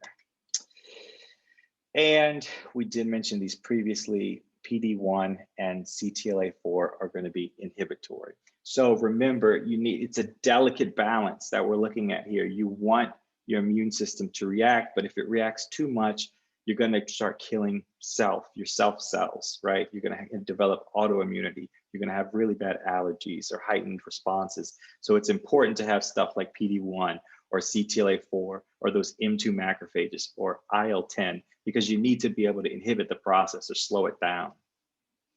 And then this concept of energy, it just means that the cells are not responding to the stimulation. So if you're not getting response to a stimulation, you end up killing the cells off. So that's just the concept of energy. So again, there's no point in having these cells if they're not going to react properly to the foreign antigens. All right, and then this is just another summary: Th1, intracellular, Th2, parasites, Th17, extracellular bacteria, and fungi. Know all the players. And here is from first aid. Here's the hot T-bone steak. So 1, hot is fever, T, bone marrow, 4 is IgE, 5 is IgA, also eosinophils, right? Talked about that. And then IL-6 is acute phase reactant. Okay, these are all good to know. So I would, yeah, IL-12, remember, we talk about that in regards to macrophages, granuloma formation, tuberculosis. IL-8 has to do with neutrophils, like that one, clean up on IL-8, right? So neutrophil chemotaxis.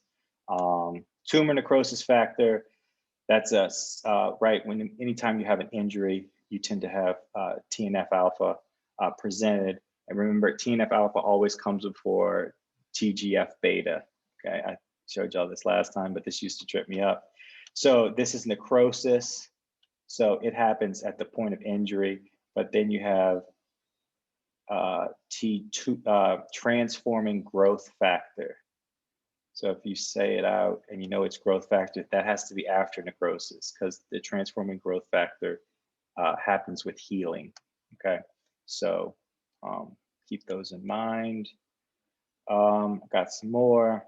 T cells, remember IL-2s are going to be that first one when you go from naive T cells to memory T cells or proliferative T cells. IL-3 is going to be on all of your T cells. And then interferon gamma, right? We categorize that with Th1 cells. And then here's some other ones. Remember, we said 4 specifically has to do with IgE.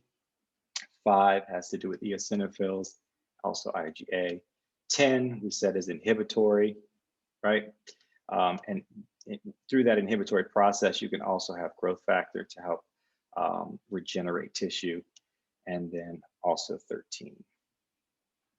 All right. Now, the humoral response. So remember, when we talk about the humoral response, we're talking about B cells, okay? So we're gonna be making antibodies, and through that process, there are different things that go on. This hypermutation to make it more, the affinity go up, so it binds more tightly to these antigens.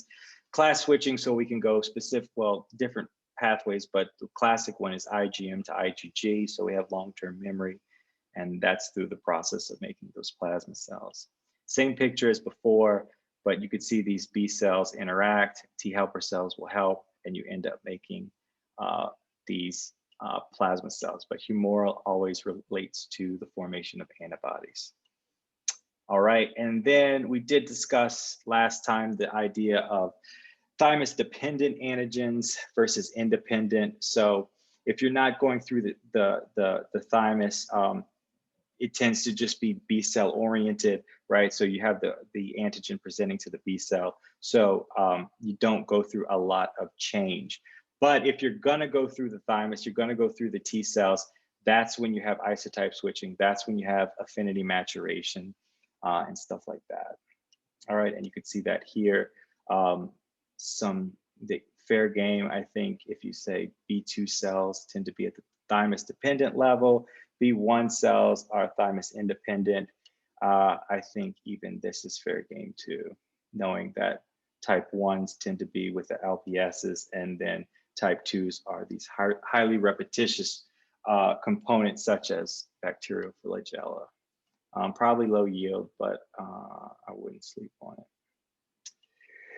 Right, okay, so remember, some of these B cells come out once they're mature, they have IgMs and IgDs on it. So once it's reactive with the microbe, then it could be activated. So you have helper T cells, like we saw in that picture before, activate the B cells, and then you could go through the process of making antibodies, making long-term antibodies, meaning isotype switching, affinity maturation, so that's somatic hypermutation, and then of course memory B cells as well.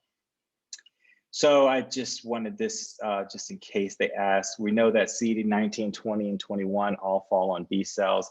CR2 is going to bind C3D. Y'all remember what that does? No, sorry, that's C3B I'm thinking of. Never mind. Yeah. So these are all components of the B cell receptor system. So this complex, just keep those in mind. But the most important thing here is this inhibitory co-receptor. Okay, and the next slide has it here. This inhibitory complex, CD22. So at some point you want to turn the B cells off, right?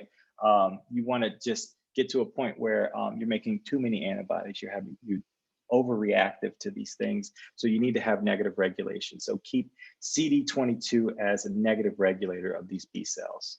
All right. And again, whenever we talk about regulation or slowing down or inhibiting the system, you're talking about preventing autoimmunity. All right. Anytime you have a heightened immune system, you're in danger of injuring or forming antibodies against yourself or overexpressing the immune system against your own body, right? So it's a delicate balance.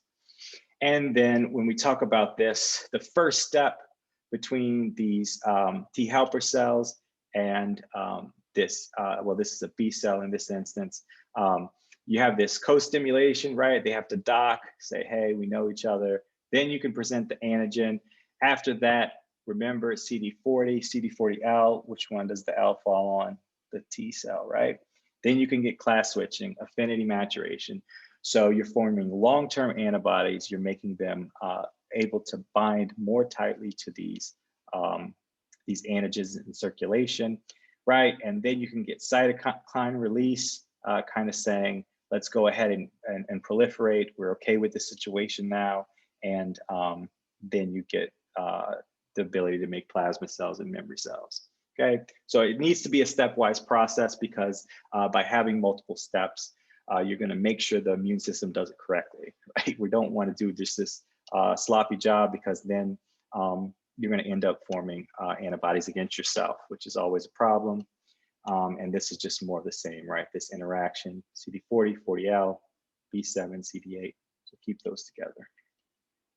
Again, we mentioned this before, CCR7, it'll be in the lymph node. It's going to tell everybody, come to where I'm at so we can discuss this antigen situation, right? Same thing here.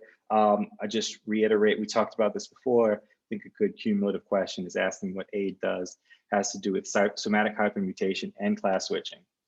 And CXCR is another chemokine receptor, right? So getting into the germinal center of the lymph node. Now, if we talk about the spleen, remember that the T cells go right around this area. It's called the PALS, periarteriolar lymphatic sheath, right? So this area. But when we talk about the antigen presentation, we want to go to this marginal zone. This is where the B cells can interact with the antigen, and you can eventually make plasma cells. Okay, so just a little terminology there. So again, we talked about B7. Remember, they fall on the APCs. CD28 falls on the T cells. If we're talking about in the follicle, okay, it may be good to know this ICOS-L and the ICOS, right? In this situation, remember we said, it's so tricky. We said that CD40L falls on the T cell, but in this case, the ICOS-L falls on the APC. I'd say this is lower yield, but it was in your notes, so it's there. Okay, right, now we're in this germinal center, and we can go through these process, affinity maturation, class switching, right? What do we use here? We need AID, yes. All right, class switching, right? Mainly the process of going from IgM, which are your immediate antibodies to the response, switching them over to IgE, ideally after or around the time that you're clearing the infection, switch over to IgG, and you have a long-term way of preventing or recognizing a reinfection, okay? Again, AID is required for this process. And okay, also, yes, this CD40L is going to be necessary to do this. So again, keep A together, keep CD40 and CD40L. All this process has to do with class switching. Now, I mentioned this in the last review, but y'all hadn't talked about it yet. But this hyper M syndrome, so this should make sense. If you do not express, these T cells don't express CD40L, you can't class switch. So the whole idea is you want to go from IgM, which are short-lived, to our IgG, right? That's ideal.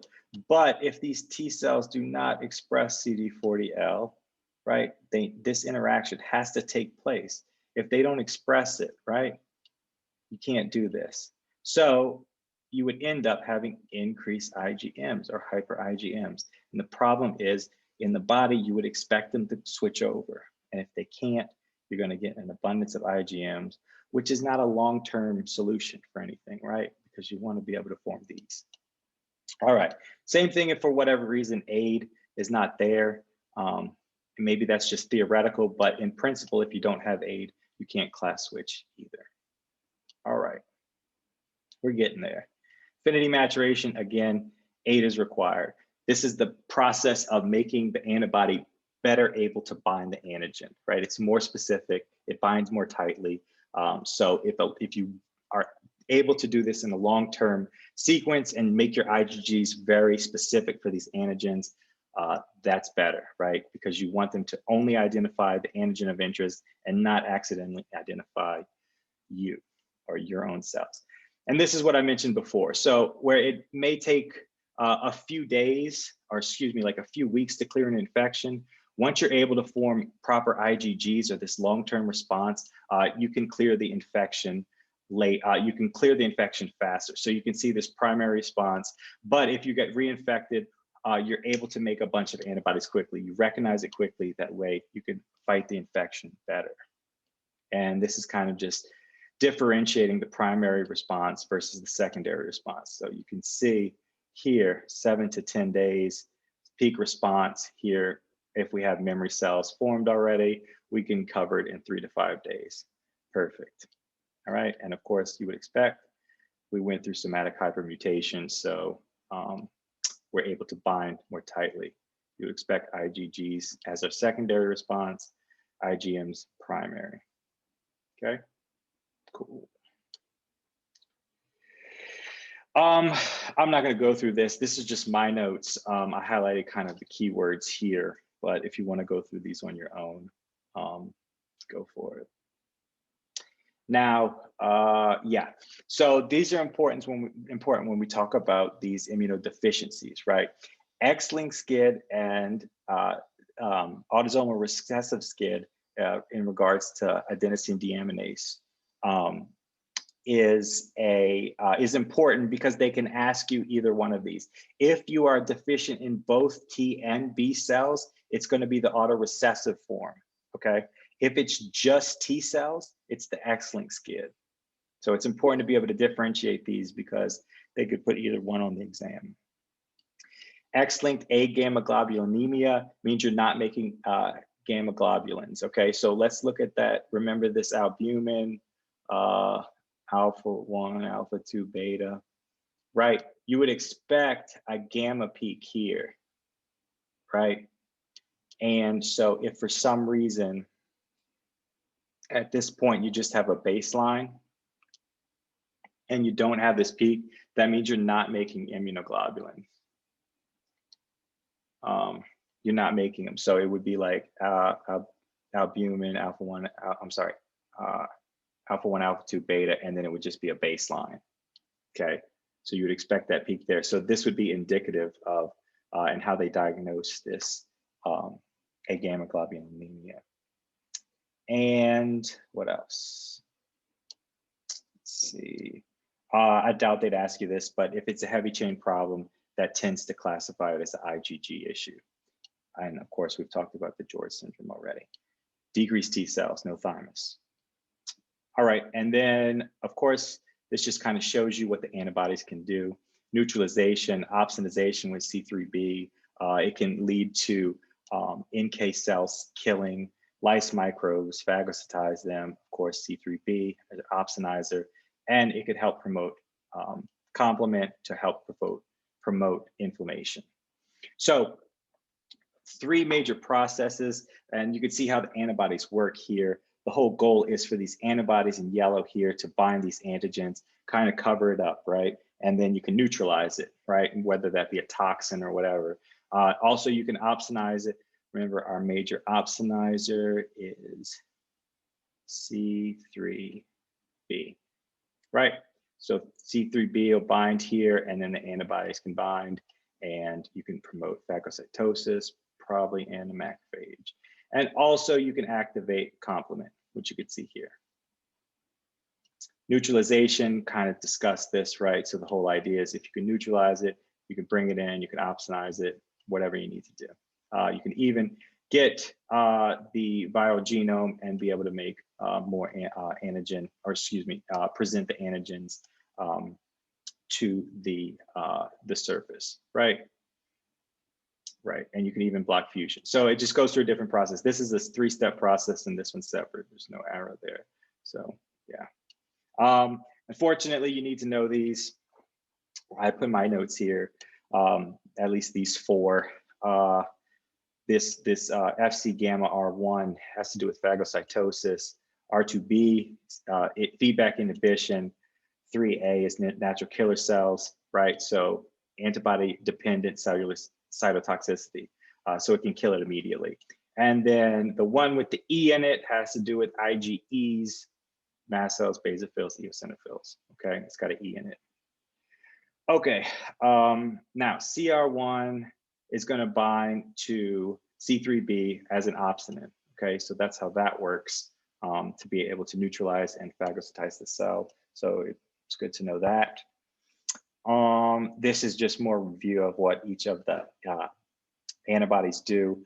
Remember, IgE, we talk about eosinophils, IL-4, IL-5. IgA is mucosal immunity. IgA is in breast milk, so you can find that there. IgM is classically the first antibody that's formed, right? And then IgG is the bad boy.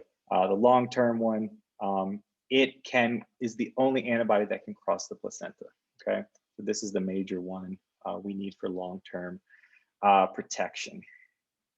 Okay, again, mucosal immunity is IgA. It's in breast milk.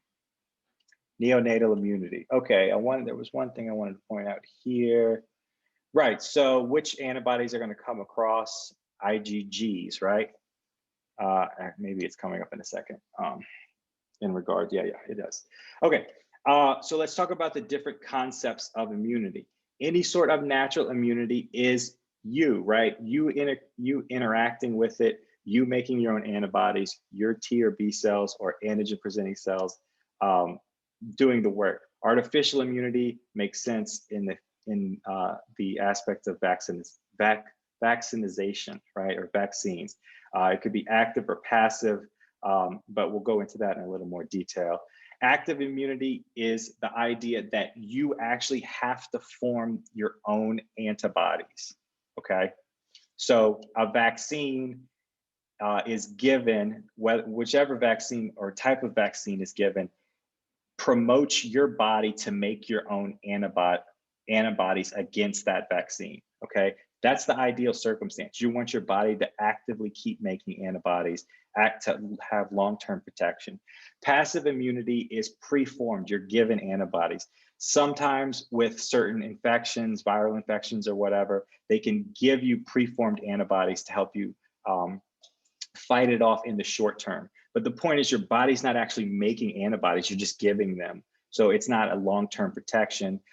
Passive immunity, mother to child is also considered passive immunity. The child's not making the antibodies, the child's taking it in from the mother. So that's an instance of passive immunity. There's no real long-term gain in that sense.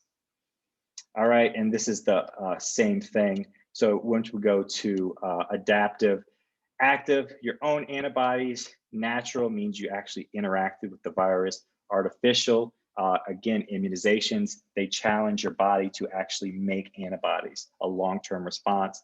Passive, such as maternal, or like I said, you can get some sort of monoclonal antibody treatment is given for certain cancers or infections. But again, this is passive immunity is not a long-term answer. It's kind of just a short-term way to fight off an infection.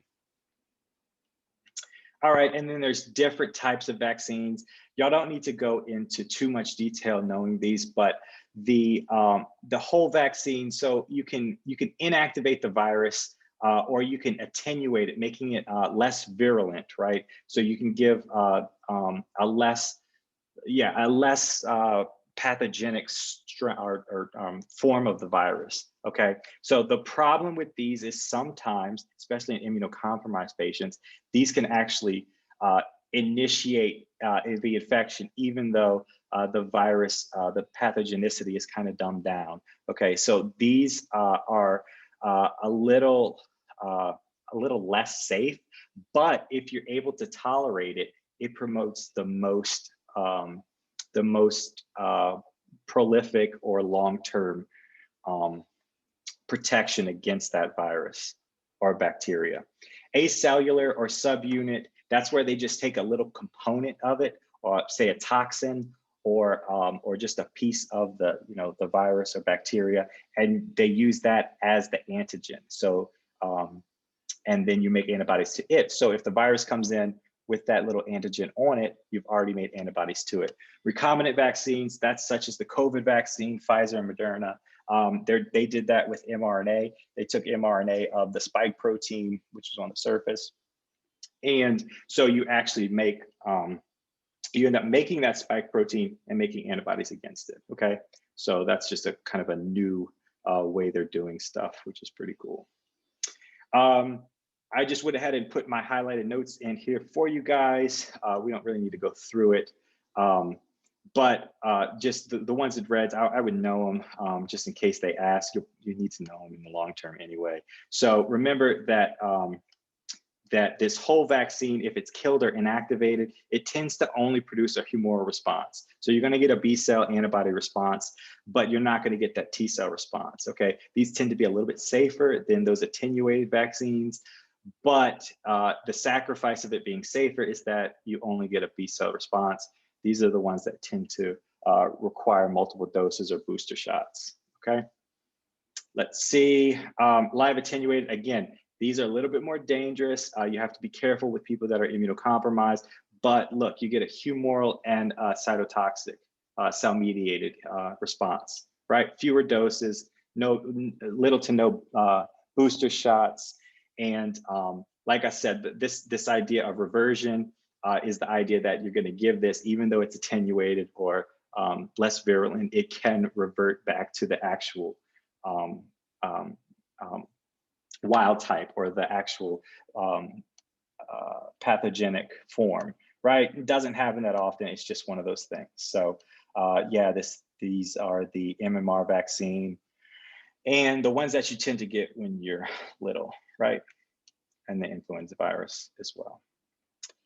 Acellular, like I said, these are just components of it. So the DTaP, toxoid, so they take just like diphtheria, you have a toxin that's produced, so that acts as your antigen, so you can form antibodies against it. You want to do conjugated vaccines, tend to be the ones, the encapsulated. So remember the encapsulated, the mnemonic I like is Shin, Staph, I'm sorry, well, messed it up. The S is for strep, Haemophilus influenza, and Neisseria, okay? These are the major encapsulated ones. This S is for strep. Make sure you don't get that confused. All right. Right, and you can see that here. This makes sense because this is what we're fighting. So you can get this, you could use the polysaccharide from the capsule to make it, and you can get cell-mediated immunity. And of course, you need class switching in order to make these IgGs. All right, subunit vaccines, you just take a component of it. It's not necessarily the toxin or the cell wall or the, you know what I mean, the capsule. but it's just a piece of it. So they could use the surface antigen, that HBS, the surface antigen, or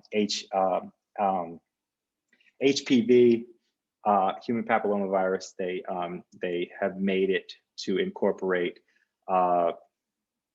6, 9, 16, or I forget. Anyway, it incorporates the ones that cause warts and the ones that can lead to cancer as well. So they have different components of each to make you protected against that.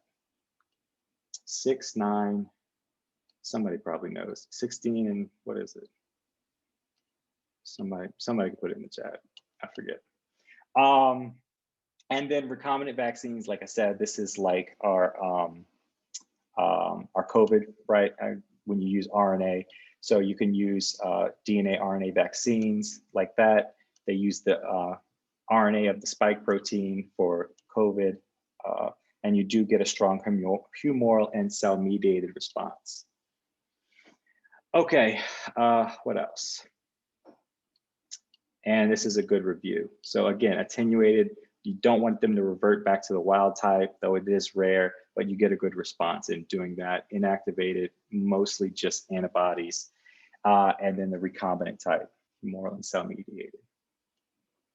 Right, okay, this was the question I wanted to ask because this is a good test question.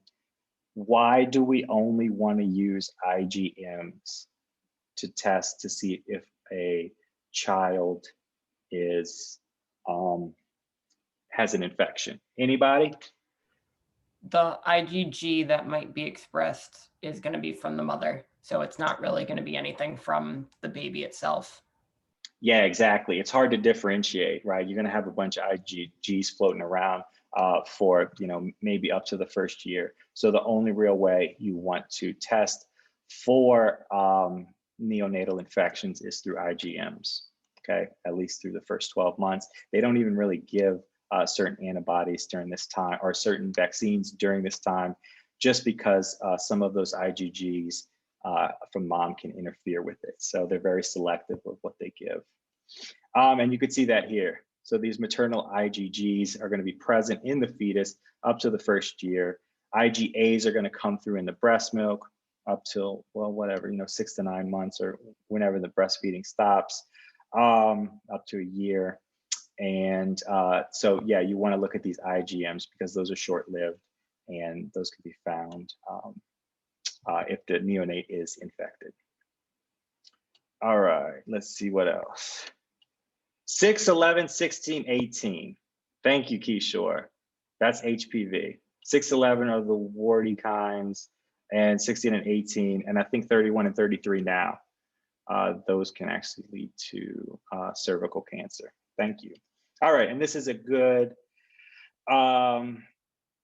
this kind of just summarizes what goes with what. So, maybe just memorize it. I hate saying just memorize things, but you need to know this long term. So just commit it to memory. All right, now, y'all haven't had this yet. I'm gonna go through it. And like I said, if y'all wanna take a break or whatever and listen to this later, you can. I'm just gonna point out the things that are gonna be important because these last 2 lectures are probably the most important lectures for immunology for this exam. So anytime you have hypersensitivity, you're hypersensitive. So things such as allergies, such as asthma, things like that means your body, for whatever reason, has a heightened response to the virus or the insult or whatever, the pollen or the whatever's coming through. So you're hypersensitive to it. So we need to address this. So there are different forms of hypersensitivity. The first 3 are immediate. So type 1 is anaphylaxis. So if you're allergic to something, that's anaphylaxis. The second type is an antibody form. So the second type is just antibodies. The third type is antibody antigen complexes. So this happens quickly. And then the fourth type is delayed type. So we're going to go through all these. This is the picture from your notes, but we're going to, like I said, we're going to go through these independently. So type 1, remember, when we talk about type 1, we're talking about Anaphylaxis, we're talking about allergies. Remember, IgEs are big time components of allergies. So anaphylaxis, asthma, anytime you have these, you're going to have increased IgEs, okay? So this is more common when we get to some of the type 2 and type 3. These are kind of some of the more serious problematic ones. Now, you've heard of examples of these. You might not have been able to categorize them, but you have heard of these examples. So type 2 is going to be these gnarly antibodies that attack your cell. So remember Graves' disease. You have an attack of the TSH receptor. That's that antibody. And also myasthenia gravis, those antibodies that attack the postsynaptic acetylcholine receptor, right? So you can see this here. These fall under this category. Pemphigus vulgaris, that's against desmosomes, okay? So these are these antibodies that form. Rheumatic fever is one of them. You won't really talk about that now. We'll touch on good pastures, but that's going to be a big component of next term. But also that falls under type 2 hypersensitivity. This is why transfusion reactions, that's why you have to get blood from somebody that's your own blood type or O. And then things such as babies that are RH, they don't have the same RH as the mother. They're RH positive and mom is RH negative. I'll go through it in a second. But these are examples of just bad antibodies that are going around just attacking everything, okay? Now, I tell you that because it differs between that and type 3. Type 3, what you've probably heard about is lupus, rheumatoid arthritis. You will talk about these next term. I don't really think you should worry about them now. But this problem is that you have this antibody plus these antigens, right? Tons of them just floating around in circulation. So this complex that forms causes problems. Like, for example, one of the huge problems is these large complexes get caught up in the kidneys, in the glomerulus, right? So they bind in the glomerulus and they just coagulate there. So it messes up the membranes. So these are good examples of that. So whereas type 2 is just crazy antibodies, these are antibody antigen complexes that form. Okay. Then type 4 is your delayed type. You may have thought that like poison ivy is just an anaphylactic reaction. It's not exactly, it's actually delayed type. So you can actually work with poison ivy. You can like go weed your yard or get it out as long as you shower within the first hour. Okay, I know some people have heightened response to it, but in general sense, that works. And that's because it is a delayed type. So it's referred to as contact dermatitis. Sometimes it happens with jewelry as well, like nickel or gold, but this is this contact dermatitis. Another example that you need to be aware of is the PPD test for TB infections. So what happens, and the reason it is a delayed type, is because it is T-cell, it requires T-cells. It involves T-cells, okay? So if it involves T-cells, it has to be a delayed type. So type 1 is IgE, really immediate. Type 2 is crazy antibodies, like Graves, myasthenia gravis, just floating around, messing things up. Type 3 is antibody antigen complexes that just coagulate places or just kind of collect around areas that cause issues. And type 4 is going to be your delayed type, which is involved with T cells, okay?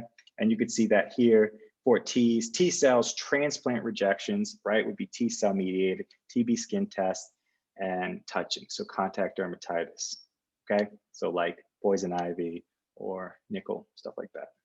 All right, and you can see that here. This is a good way of knowing it.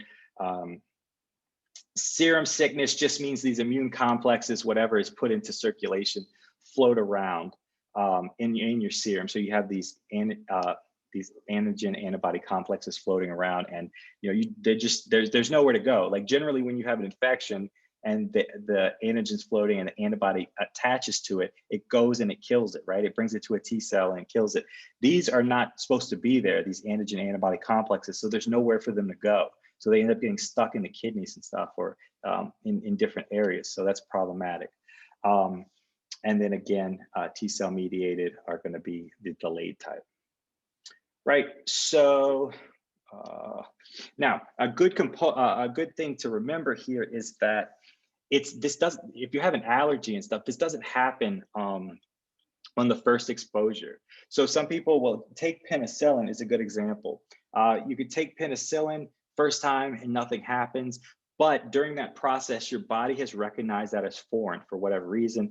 And the second time you take penicillin, you have a serious reaction to it. You get this mast cell degranulation. So it's always the second exposure. That first exposure tends to be the one that causes the autoimmune development, and the second exposure is going to cause that autoimmune response.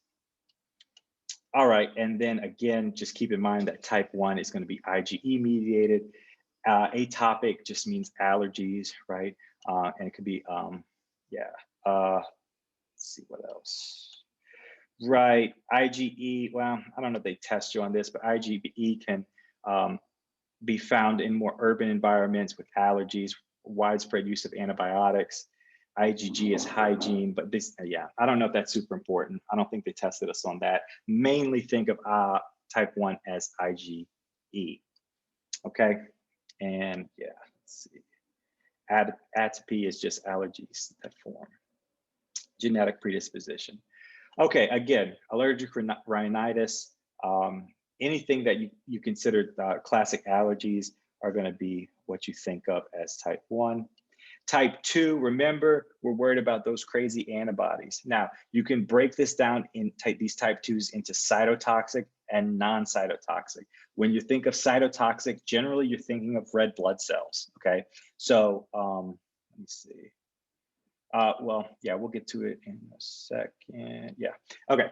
So we're going to break it down into cytotoxic and non-cytotoxic. But when you think of type 2s, the one you're primarily going to remember are these non-cytotoxic. So myasthenia gravis, Graves' disease, because these crazy antibodies are attaching to these different places. Okay.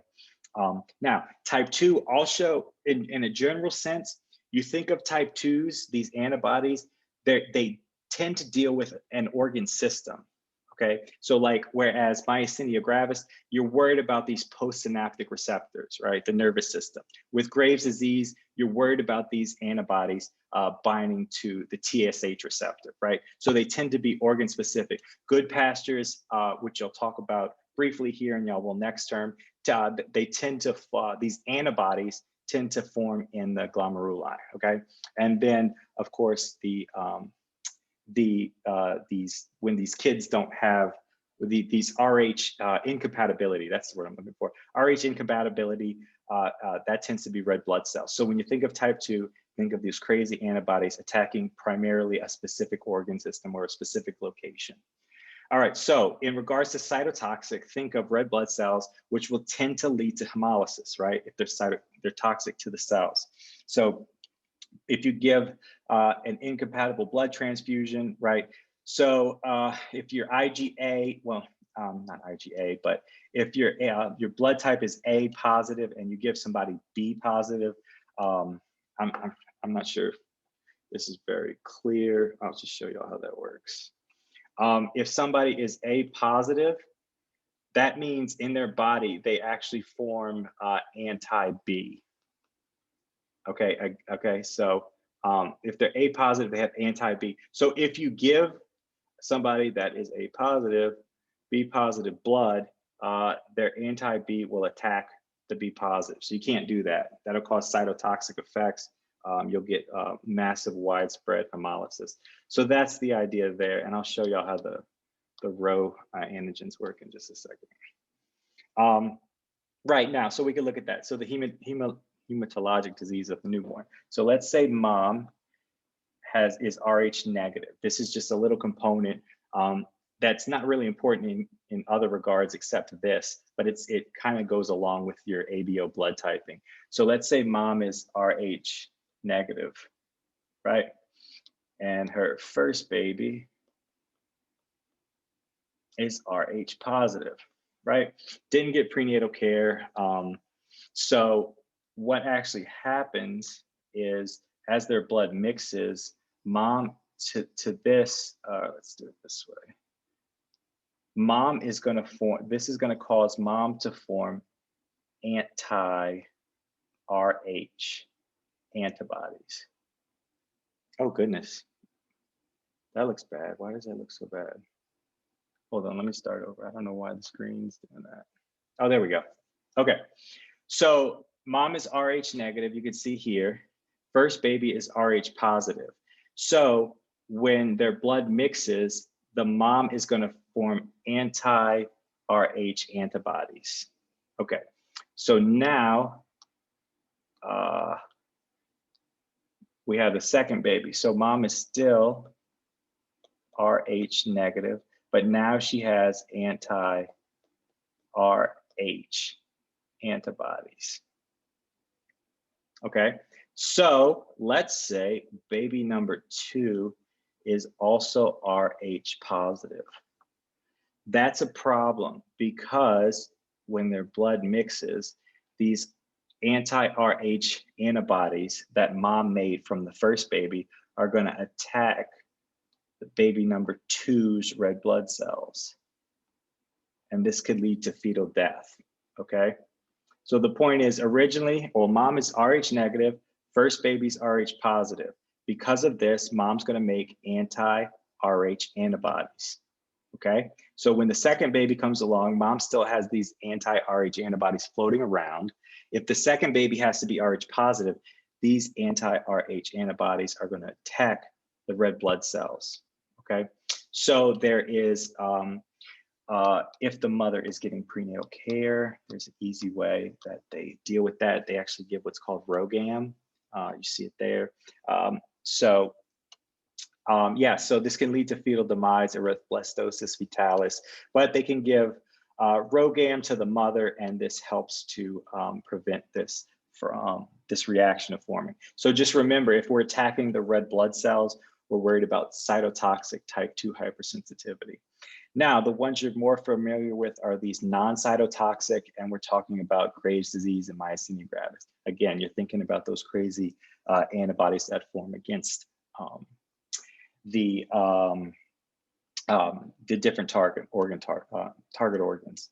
Now, type 3 hypersensitivity, we're worried about immune complexes, so antigen antibody complexes that form.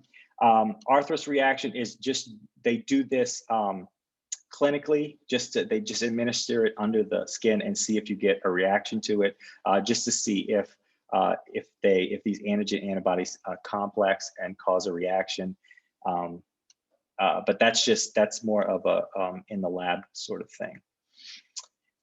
Type 3, and again, serum sickness, I mentioned that if something gets in the serum, some sort of toxin, and you form antigen antibody complexes, they could float around. So whereas I said type 2 hypersensitivity tends to be organ specific, type 3, these antigen antibody complex tend to be systemic. That's because these antigen antibody complexes float around in your system until they get lodged up somewhere, primarily in the kidneys. Okay, so autoimmune problems like lupus, people with rheumatoid arthritis end up having kidney problems because of these antigen antibody complexes. But in regards to their joints, these antigen antibody complexes form in the joints, and so that's why they get inflammation there. So where these complexes deposit can lead to inflammation, can lead to issues, can lead to renal failure and whatnot. I mentioned this. So example of this tetanus antitoxin, it can end up forming, you can get serum sickness just because these antigens that are introduced bind with antibodies and they float through your system. Let's see, you'll get to all these later.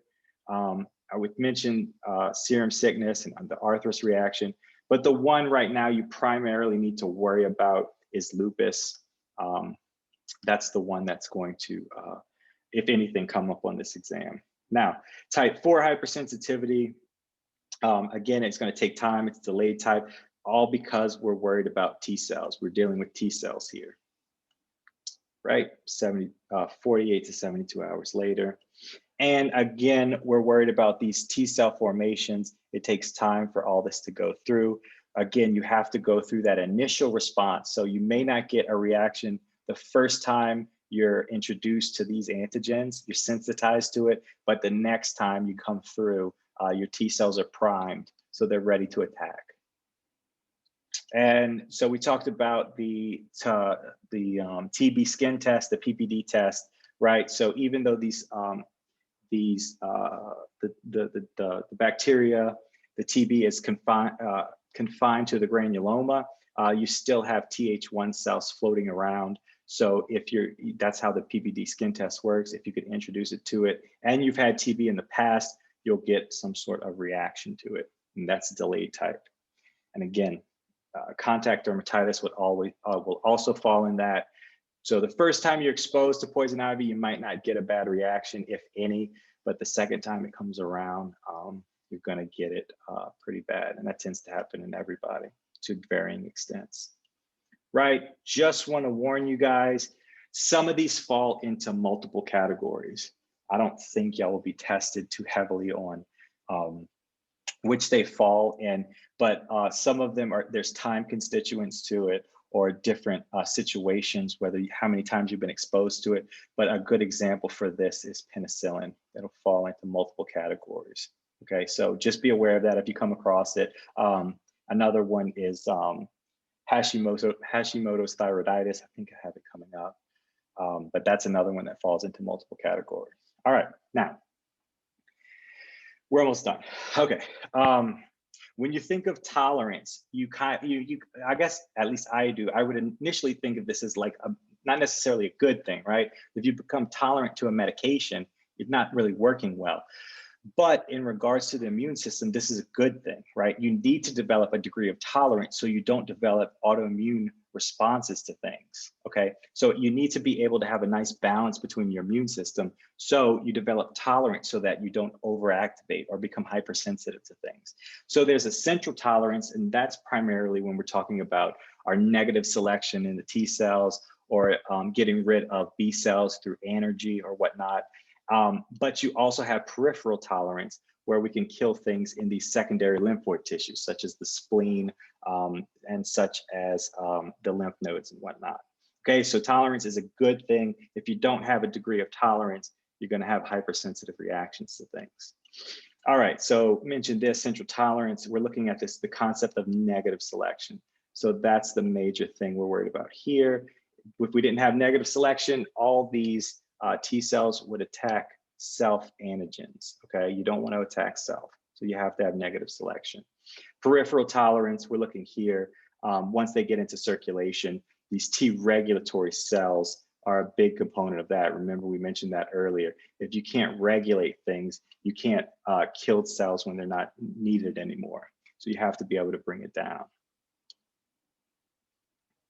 Okay, and very importantly, so if you're not, for whatever reason, you're not having proper co-stimulation, right? You need to be able to have that for it to work properly. So this is an example of energy. For whatever reason, you're not stimulating well, then you can have this inhibitory molecule, CTLA4, to bind B7, and it'll actually kill off those cells, okay? So this is a way of introducing tolerance.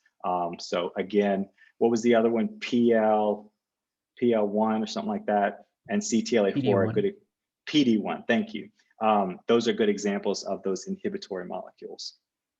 And again, if you're unresponsive, if for whatever reason you have energy, you're not responsive, you're not getting co-stimulation, then the cells are going to be able to kill those, or certain cells, those regulatory cells will kill off those cells that aren't being used anymore. Okay, and like I mentioned earlier, if you're not able to properly develop this tolerance, you're going to have autoimmune problems. So that's a huge component of it. You don't want to attack yourself. That's very counterintuitive to what you're trying to do in the immune system. All right, so no co-stimulation. CTLA4 can inhibit B7 to kill off those cells. Lack of antigen presentation. These cells are getting old. They're not being used anymore. That's an example of anergy. Get rid of it. All right, and then we said before, remember type 1 is just that IgE response, okay? But type 2, 3, and 4, we're dealing with antibodies. Type 4, we're dealing with T cells, right? So these are examples of autoimmunity. For whatever reason, your genetic makeup or whatever, you're not able to develop this tolerance, then you're gonna get too many antibodies. You're gonna form antigen-antibody complex. you're going to have hypersensitive T cells, whatever the case, but this is going to lead to long-term consequences with your immune system. Okay, I mentioned this before. Remember, type 2, we're dealing with organ-specific myasthenia gravis, those N-terminals of the nervous system.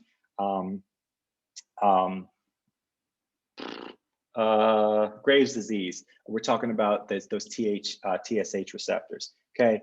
Whereas type 3, we're worried about these antigen-antibody complexes. They float around until they get lodged somewhere or cause some problems, whether it be your joints or your kidneys or whatever. And then, of course, type 4, cell-mediated, is our delayed type. Another good example of non-cytotoxic that y'all have come across before is pernicious anemia. Remember, it's type 2, so it's organ specific. These are going to specifically bind these parietal cells in the stomach, right? And if they bind those, you don't get extrinsic factor, and then you can't properly absorb B12, right? And it'll lead to symptoms of anemia, neurologic problems, and whatnot. So that's another good example. And then we talked about these before, these type 2 Graves' disease and myasthenia gravis. Right, and then these are our cytotoxic problems. Well, these two are. These autoimmune hemolytic anemia, this is what we get when we don't have the proper prenatal care with our Rh blood group. This is just antibodies that are on platelets. You get purpures, which are like little purple spots. Looks like they're little blood spots, superficial blood lesions or aggregates in your skin. And then Goodpasture syndrome will be more important later, but I'll point it out here. So what actually happens is you get antibodies. Now, don't get this confused, because a lot of the type 3 antigen antibody complexes can also form in the kidneys, okay? They can collect in the kidneys. This is not that. This is actually an antibody that develops against the basement membrane in the glomeruli. So if this patient is anti-GBM, glomerular basement membrane positive, that would mean that they have Goodpasture syndrome. So this is actually, if you see this green fluorescence, that's actually the glomerulus. And this feathery appearance is how they tagged it. So you're going to get to this later on, but there's this Coombs test, a direct Coombs test, where if you have an antigen, you tag an antibody to it that's fluorescent, okay? Sort of like that. But you also have an indirect Coombs test where you have an antigen antibody complex, and then you make another antibody that forms to that.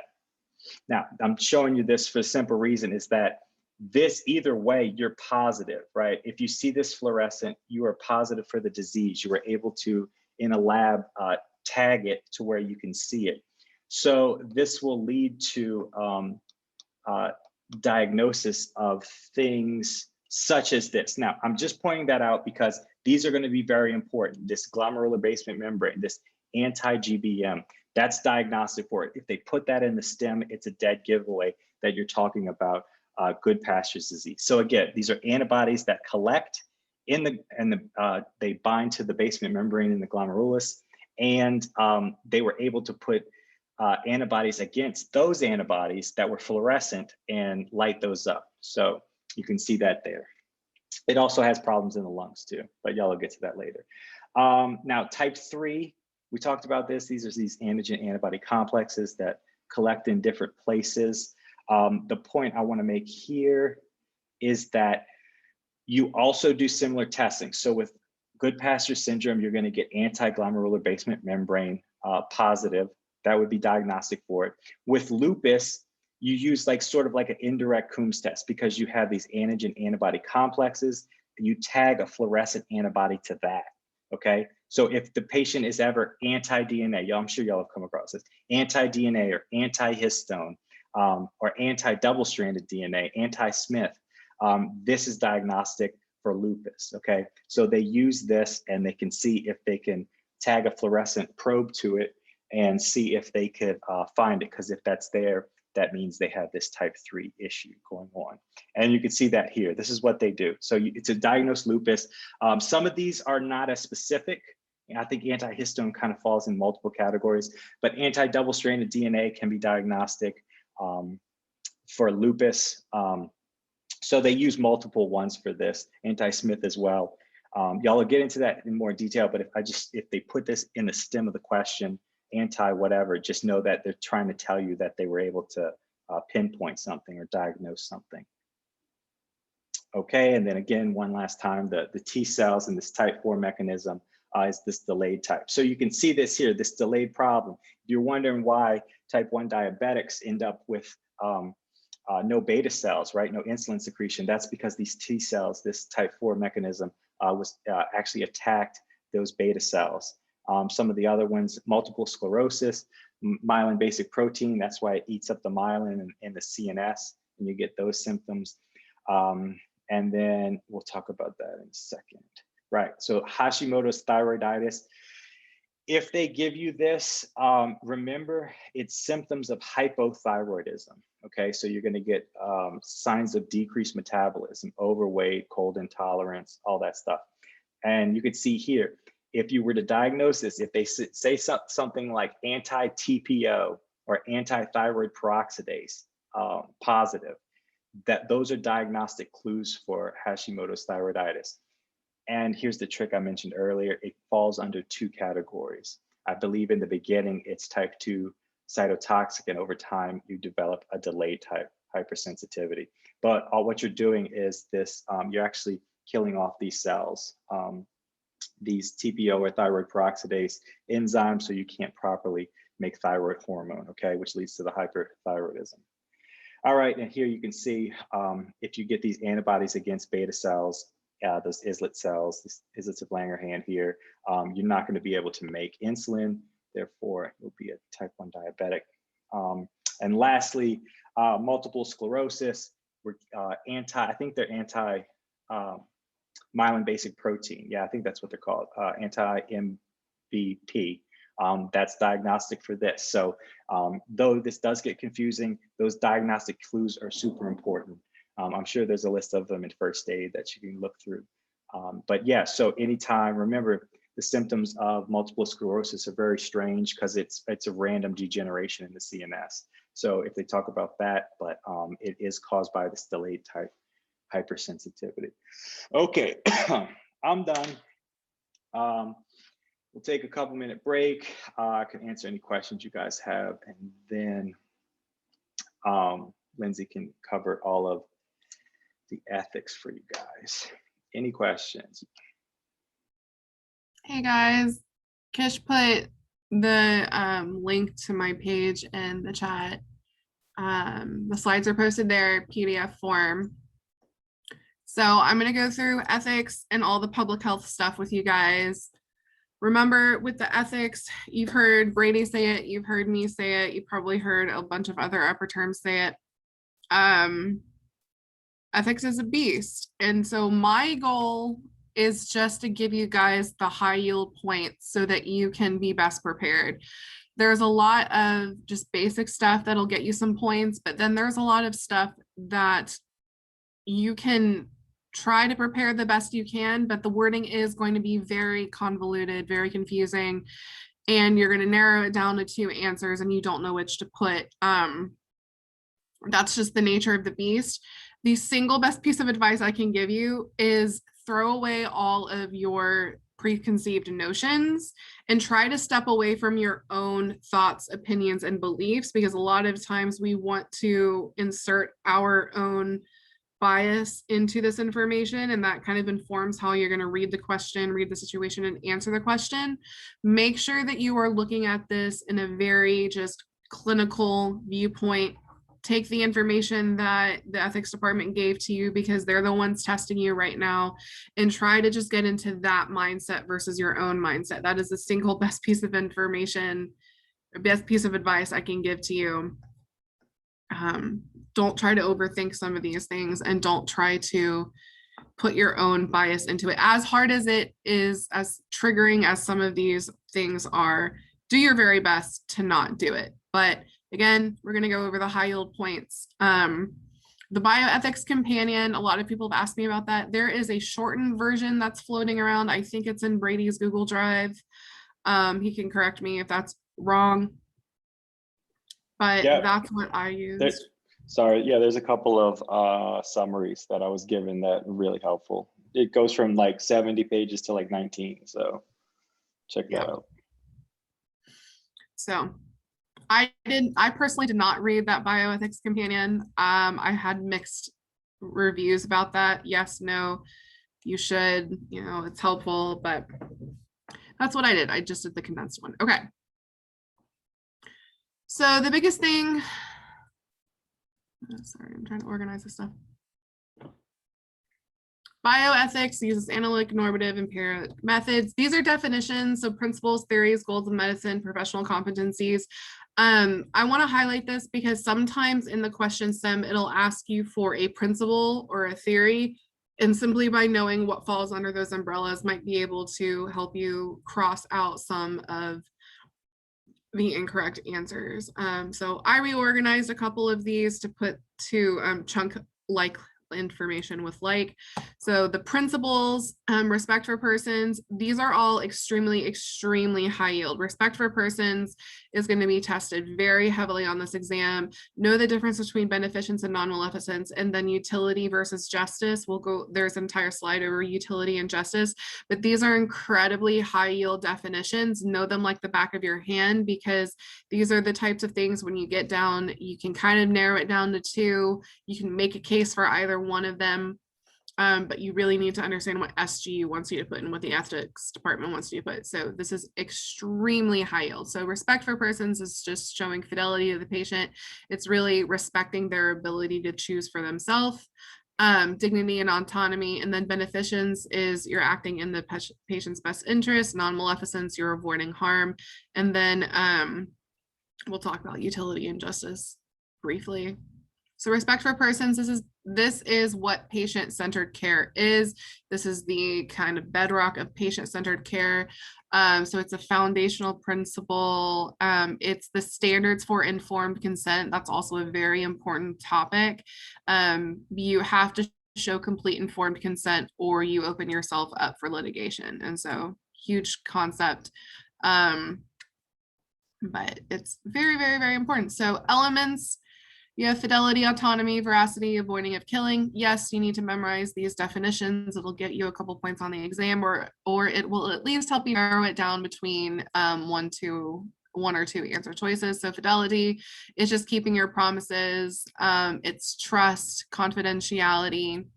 Autonomy is the capacity to choose. So you're basically respecting that person's ability to be themselves, be their own persons, and make the decisions that they believe are best to them. Veracity, telling the truth, and then avoidance of killing. You know, there's a difference between withholding treatment, withdrawing treatment. There's a lot of stuff that comes in with like end of life care, stuff like that, or, you know, chronic conditions, terminal conditions, that sort of thing. Autonomy. Again, this is the person's right to their own body. You need to know what negative versus positive rights are. So negative rights, the right to be left alone, essentially means nothing's being added to the situation. So you are just letting the patient be, versus positive rights, you are giving something to the patient. So simple math equation, you're either giving them something or not giving them something. So know what the negative versus positive rights are. So positive, you're being truthful. So you're giving a patient truth, you're giving a patient care, or you're giving them their preferences. And then the negative, you're just protecting their privacy, avoiding killing, avoiding harm. Yes, please know examples of each of these, and then know that these are under the umbrella of autonomy, which is under the umbrella of respect for persons. But this could be a couple easy points on the exam.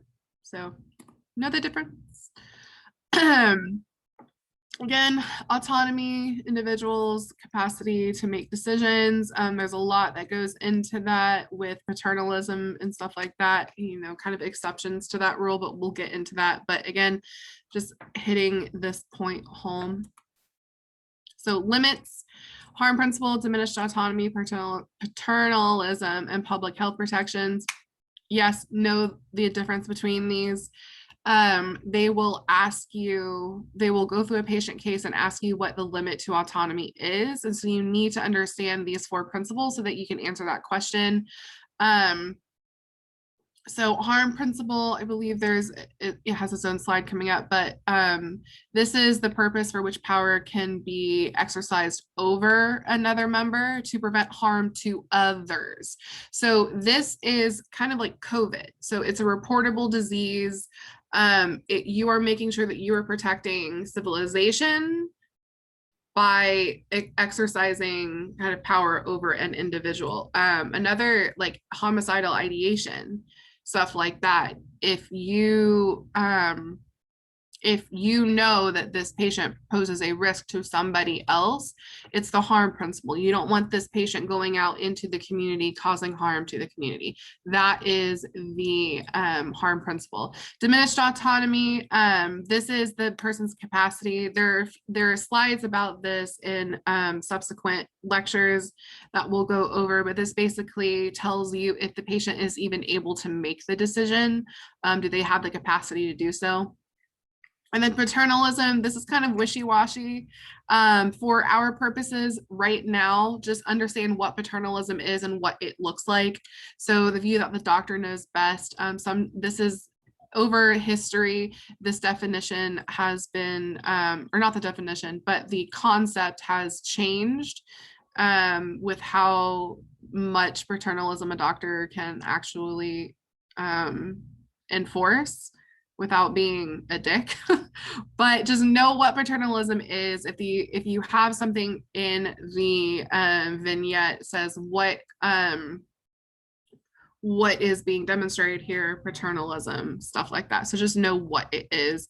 And then public health protections, reportable conditions. That was my example with COVID, but there are many, many other things. Some sexually transmitted diseases are considered reportable conditions because of its transmissibility.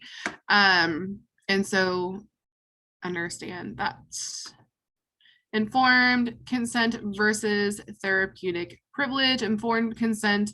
So for example, my best friend is an OR nurse, and the issue is you have to perform informed consent to a T, because if you don't consent them correctly, everything like goes into the toilet. So informed consent is a very, very, very important thing, because if you do not get it, you do not have permission to treat that patient, and you open yourself up to liability. So you need to know the 5 elements. We're going to go over the 5 elements, but you have to meet those elements to be able to say that you have met informed consent. And then therapeutic privilege, again, does doctor know best?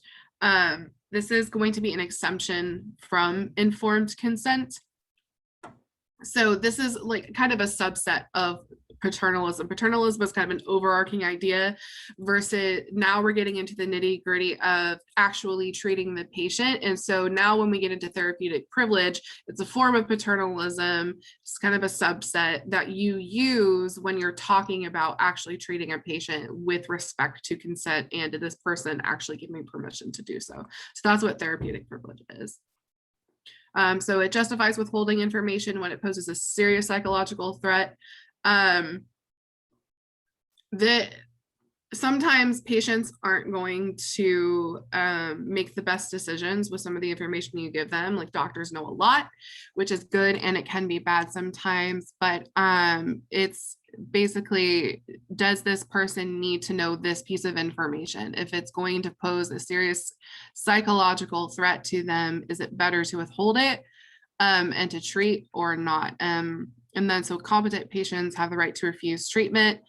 So you're disclosing information so that they can make their own decision.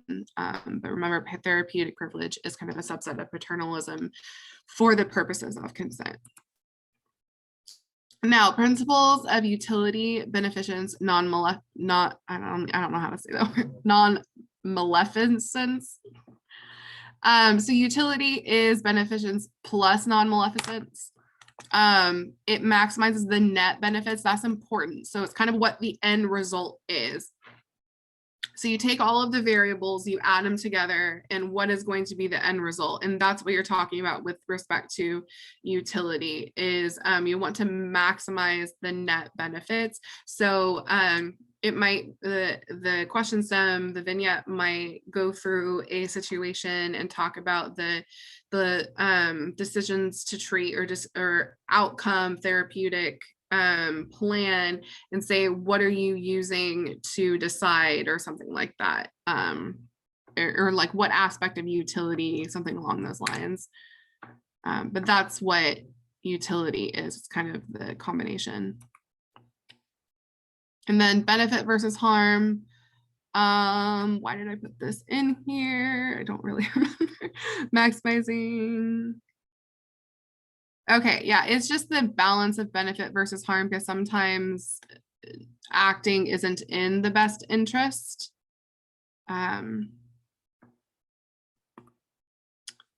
Okay, the theories. Remember, pay attention to the terms. So we just went over principles. Now we're going over bioethics theories.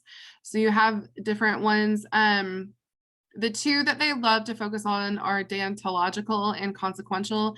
Deontological, I don't remember where I got this, if it was in lecture, if I looked it up, but to kind of understand it, it's you're following the rules and the laws, you're respecting a patient's capacity to know what's best for them and to choose for themselves, and you're keeping your promises. So you're fulfilling moral obligations. That's what deontology is. And then consequential, it's outcome based. So like we were talking about before, you want to maximize the outcome. So if you go through a clinical vignette and it's talking about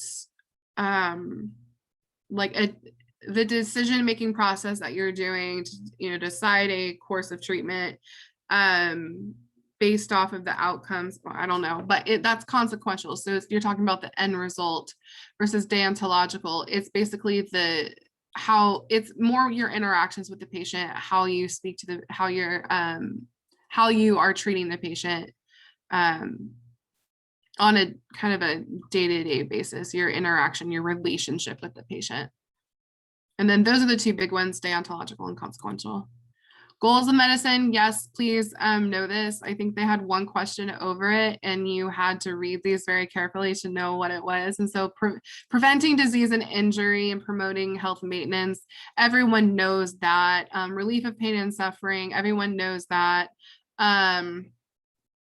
Care and cure of those with a malady, and for those who cannot be cured. This one the latter half of that might throw some for a loop. So care for those who cannot be cured, because you want to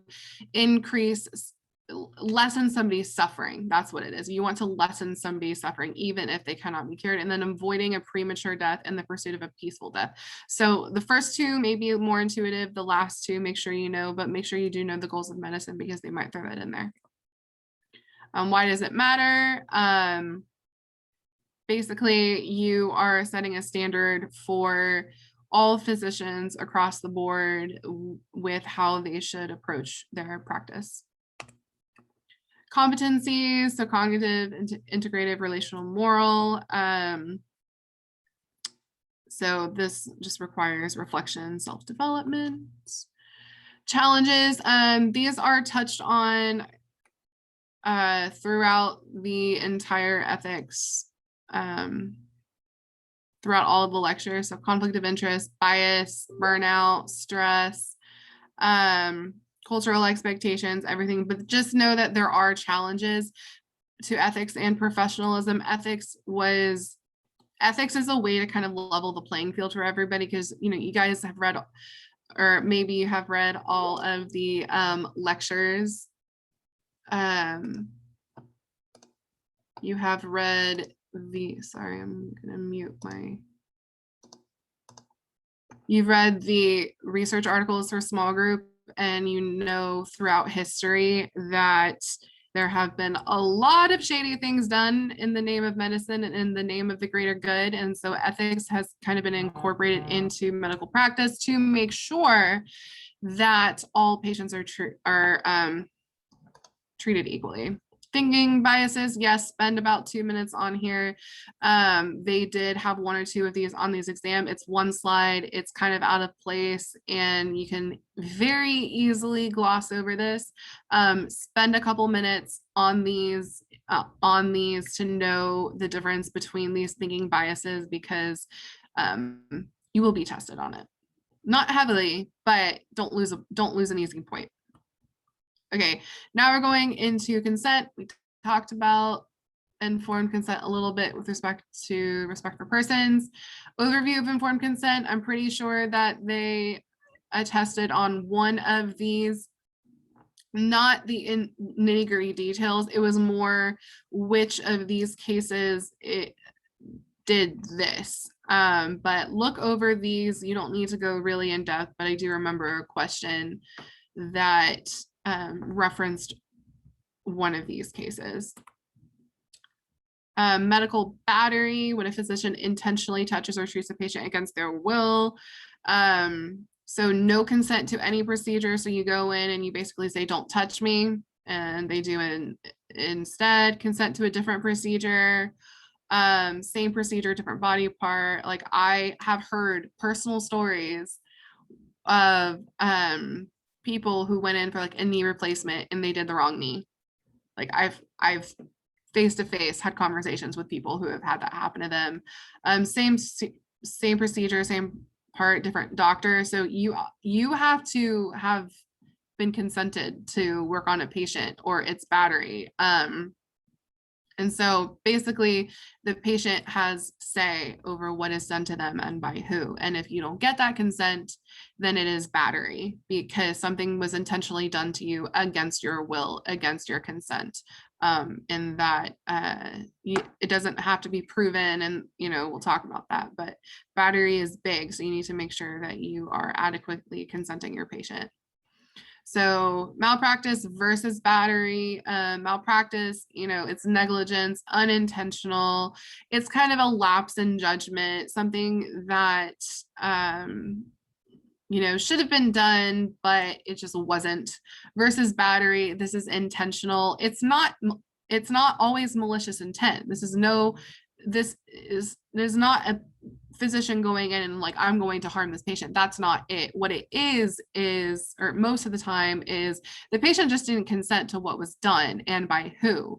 And by that simple fact, it is battery. So if you go into the OR and you are doing one procedure and you find something else in the patient and you want to fix that, well, unless that patient consents, you can't do it. Even if it's even if it's, you go and you see a hernia because you're doing something else. Doesn't matter. Doesn't mean you can fix that hernia unless you have already talked to the patient about it. But so even if it's with all good intentions, if the patient didn't consent to it, it can be battery. So, just a question. So I know that it is medical battery, but I don't know where I remember seeing that. Is it an exception if it's an emergency? Like, yeah, there are exceptions. Okay. Yeah. I just wanted to make sure. Thank you. Yeah. I mean, realistically, when you go into the OR, there is, like, the doctor will hopefully talk to you about, if we find this, if we find this, if we find this, if we find this. But technically it's battery if you don't have consent for that. But then malpractice, we'll go through a lot of this, because to prove malpractice, you actually have to go through a bunch of things and prove that each one of those things are true to even say, yes, there was malpractice that happened. So I'm not going to go over it right now. We have slides for each of them. So the elements of a conformed consent: capacity or competence. Can this patient even consent? So, that's when you get into minors, people with dementia, people with mental illness, or that are in like a psychotic state. Those kinds of things will alter their capacity to make decisions for themselves. So that's what that is. Disclosure. So just, telling them what's going on, their understanding, voluntariness, authorization. And so these are all elements there. What must be disclosed? So if there you have to let them know what's going to happen. So alternatives like no action or treatment, you have to give them basically everything on the table. You can't just say one and done.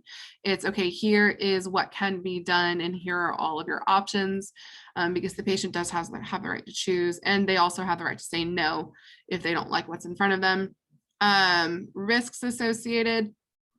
Who's going to provide their treatment? Again, if you don't consent to the specific person doing it, it's battery. So if you're called into something and it's, the patient didn't consent to you, it's battery. And then physician experience. So disclosure. There's kind of a fine line between disclosure and understanding, because it has to do with reasonable patient and reasonable physician. So, what is the reasonable patient going to understand and what is the reasonable physician going to disclose? So those are big concepts here. So disclosure is, what you're giving the patient, then understanding is what that person is actually understanding, or what do they know is going to happen, and do they actually know about the disease, about the procedure, about the condition. Then patient comprehension, this is still the reasonable person standard. Yeah, you're respecting autonomy. Yeah, so this is just a continuation of that. Then patient disclosure age, this is still under the umbrella of, does your patient actually know what you're talking about? Because a lot of the times we talk in doctor speak and not layman speak. And so you need to make sure that your patient actually knows what's going on and that it's just not in one ear, out the other, or you're being too complicated for them.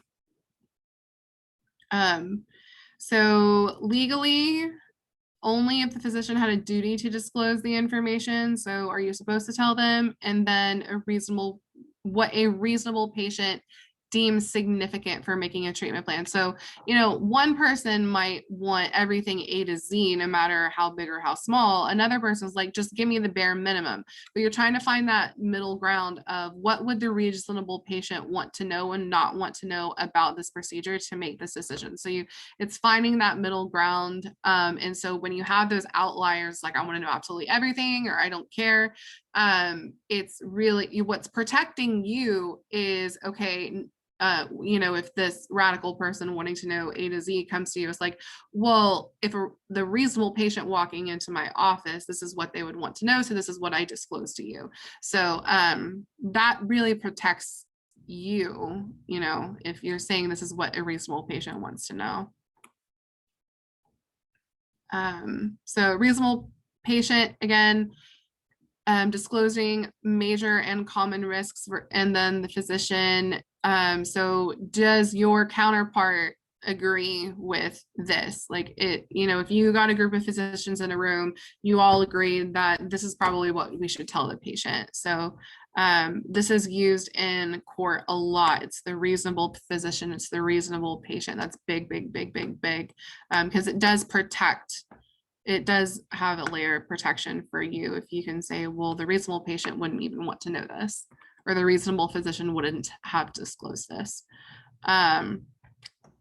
So competence, it's a legal determination by a court. So you can actually be turned legally incompetent. And that is something that in that case, you would have to appoint somebody to make those decisions for you. And then insanity, again, legal determination by the court. And then capacity, that's a clinical determination. So if somebody comes into you, you can make a decision that they do not have the capacity to make decisions. And sometimes that has to do with, their mental status, their neurological status. So in that moment, in this case, do they have the capacity to consent? And sometimes it's no, because they come in, they're unresponsive, they don't have the capacity to consent, but it's an emergent situation. And so if you're charting, you click that button that says emergent situation, and then you're kind of covered there. But that's a clinical determination when the person is sitting in front of you and you're trying to make a clinical decision at that time.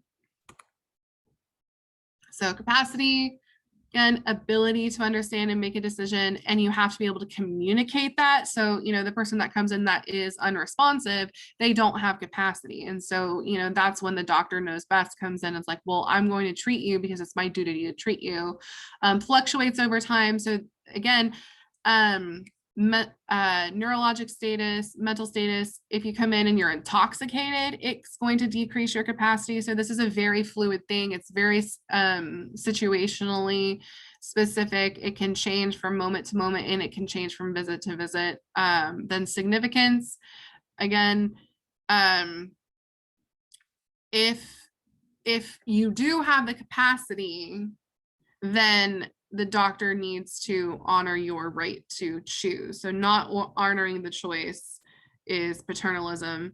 Again, that's a big source of debate over time, is how much do doctors step in, and how much do we respect autonomy. But it would violate autonomy if we just stepped in. All patients are presumed to have the capacity until the presumption is rebutted.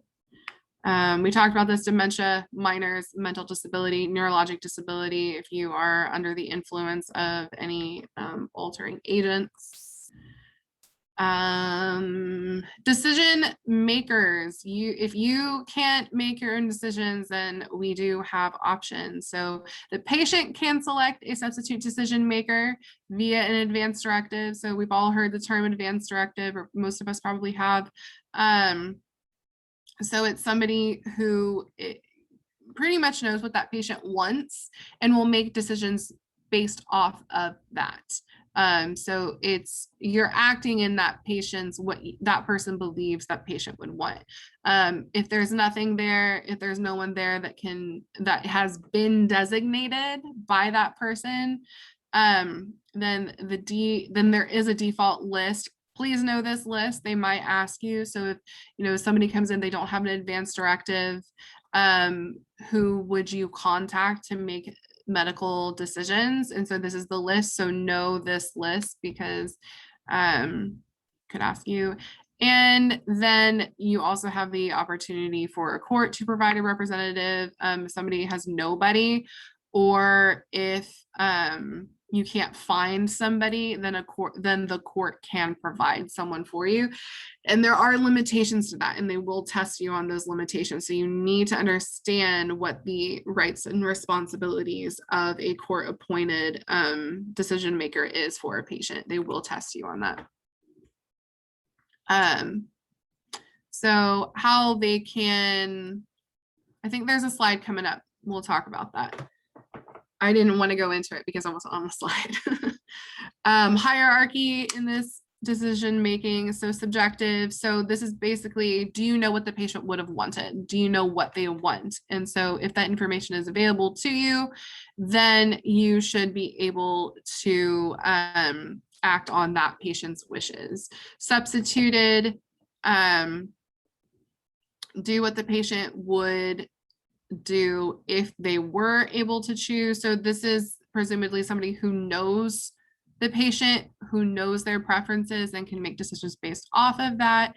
And then best interests, if the used when substituted judgment doesn't work, so they don't know the patient's values or preferences, and so you're just acting in the best interest of the patient without knowing what that patient would have wanted personally. Okay, distinguish when minors are and are not competent. Yes, they will test you on this. You are automatically presumed not competent to make your own decisions if you are under the age of 18. And then of course, parent is going to be the decision maker, and you only need one. Now there are some exceptions to this. A minor can be competent if they're emancipated, and this is something that has been done through the courts, and so you can be an emancipated minor for certain types of treatment. So if a person comes in and if any of this stuff applies to them, then they get to make their own decisions. So contraception, sexually transmitted diseases, pregnancy, like you actually deal with a pregnant minor as if she's her own person. She can make her own decisions. I remember when I was in the ED, there was a teenager coming in who tested, who was pregnant, and like can't tell the parent if the child doesn't want you to. And so it's a very tricky little line, but they are considered competent to make their own decisions if they are in that kind of situation. And then a mature minor, this is very subjective based off of the physician. And so I do remember us being asked about this kind of thing. And so they'll describe the mindset of the patient. They'll talk about the maturity of the patient, and then they'll ask you, is this patient competent to make their own decisions? Or what would you do? It's like, what would be your next thing? And like, the answer choices might be, you have to contact the patient's parent or something like that. Or, this person is mature enough to be competent for their own decisions, something along those lines. But this is very subjective. But if they test you on it, they are going to very blatantly spell out the maturity level of the patient in examples. And so you can say, okay, yeah, this falls under the mature minor definition. Let's see, I just have one question. In terms of like a pregnant minor, do they only really have decisions that revolve around like the pregnancy and baby itself, and like anything that would fall to like other health related aspects? Like if they were to like not have to get like some other treatment done, then it comes down to their actual parent decision, provided it doesn't affect the baby? I understand what you're saying. I have no idea, honestly. No idea. Yeah, because that's a very good question. That's a really good question, and I do not know the answer to it. Okay, because I've heard mixed answers on it. Yeah. After between like looking in the book and talking to like health professionals. Right. And that might also come down to local law, honestly. And the operations at the institution you're in. That's a very good question. It's a very good question. But I think it might come down to local law, what you are expected to do as the physician in that state or region or hospital system. So interesting question. Very interesting question. Okay, involuntary detainment.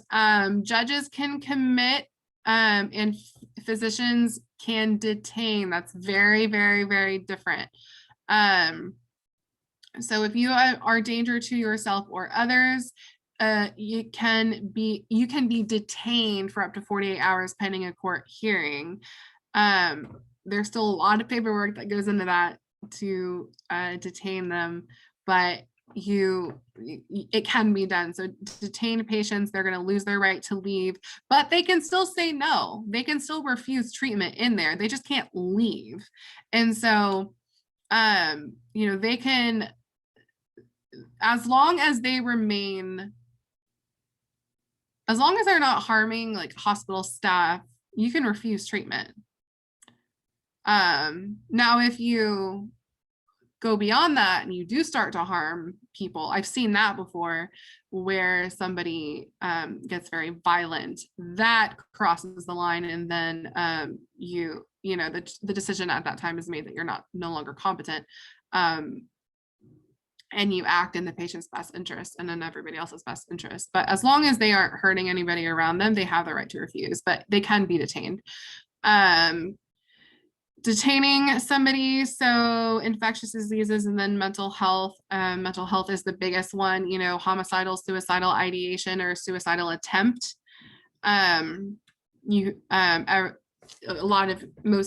Everybody has heard of, a 72-hour hold or something like that, a suicide hold, a suicide watch, stuff like that. Okay, liability and treatment relationships. These next two things are very high yield. Very, very, very high yield. So, but they're more conceptual than anything, and these are going to help you answer questions, hopefully. Treatment relationship. So this is just the definition. This is the duties that are owed if you are in a treatment relationship. So the relationship creates these duties. So you, oh, I put this in here as an example because I thought this was a good talking point. Okay, so the reason I put this on here is to demonstrate it's dependent on the episode of illness. It's not like you enter into a treatment relationship for life or by association. So, you know, in this case, the patient was ill during childbirth. The doctor was the only one in the county that could do so, treated the family for years and everything, but the patient doesn't have a treatment relationship with this patient in this instant. So even though the patient family died, the member died, even though that this physician had been working with this family for years and years and years, he didn't have a treatment relationship with this patient, and the courts were like, no, this is irrelevant. He did not agree to treat this patient in this episode. He did not enter into a treatment relationship. Now, you can argue morality and everything. That's not what we're talking about here. But what this demonstrates is that you enter into a treatment relationship based on an episode of illness for that patient. So he had no duty. And so it wasn't malpractice because you have to prove duty, which we're going to talk about in this these slides, but he had no duty to act. So it's reciprocal autonomy. This is physicians' right to choose. So just as patients have a right to choose what is done to them, physicians have a right to choose what they do and do not do. So you cannot be forced to work against your will. Legal duty to treat. So you can refuse to treat a patient for a multitude of reasons. So it's created by the physician's voluntary consent. Remember, you have to willingly enter into this doctor-patient relationship. If you don't, there's no duty to treat. Even if this person is standing in front of you, actively like ill, if you haven't entered, that sounds terrible. I know. But if you don't have the duty to, if you don't have that patient doctor relationship, there's no duty to treat. I remember when I was going through school for EMT, there was this story about an off-duty paramedic who was in uniform with his truck, and he was just out and about, and there was this child who was in some kind of distress. I forgot the actual story, but he didn't step in, and everybody is saying, why wouldn't you step in? This is terrible. This is terrible. This is terrible. Well, he hadn't entered into a relationship with that patient, so he had no duty to treat. Even though he was there in uniform with his truck, he had no duty to treat that patient. So we're not talking about morality here. We're just talking about legal duty to treat. So just know that it exists. Know that it exists. And paramedics. Yeah. Laura, did you have something to say?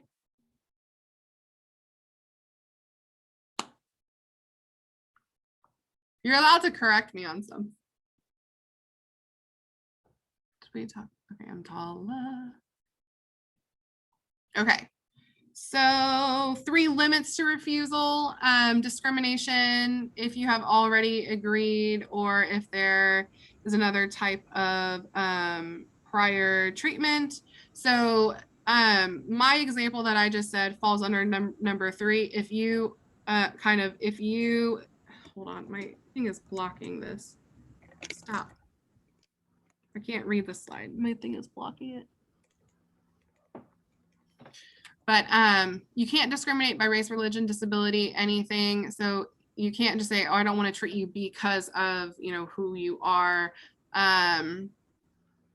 If you are in a system that you're kind of bound to treat them, and so you're within a hospital system that's it's basically a blanket, okay, yeah, you are responsible for treating this person.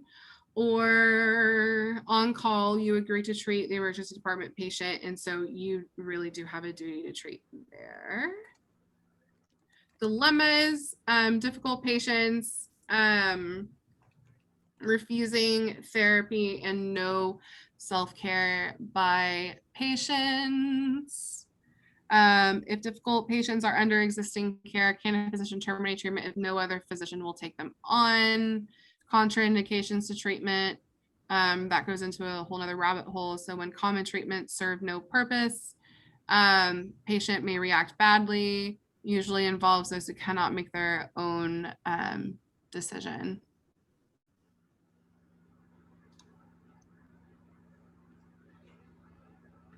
Did you want to talk, Laura? Your mic is on. Okay. Morally expendable treatment. If the treatment doesn't help the patient, or if it represents a burden to the treatment, or when harm outweighs the benefit. So sometimes doing something is worse than actually doing nothing. And so this is where like decision making comes in to that. Legal versus ethical duties. Remember, I made the comment, some morally you can poke holes in things all you want, but remember that there are ethical situations in place to determine kind of the line, essentially. So legal, no contract, no tort, treatment comprises standard of care, non-abandonment, informed consent, confidentiality. So ethical duties may be broader, but your own ethics, your own morals might not go into some of these things. Lindsay, just a quick question. So for the when you were talking about the morally expendable treatment, right? Is that the same as the legal duty to treat dilemmas? So this slide and then the one before that, is that the same as the contraindications to treatment? Hold on, let me look at it for a second. Because I feel like it's kind of coming at the same themes. So I'm just a little confused about that. Morally expendable treatment. Yeah, this is the thing. This kind of correct me if I'm wrong, this kind of falls under a little bit of paternalism.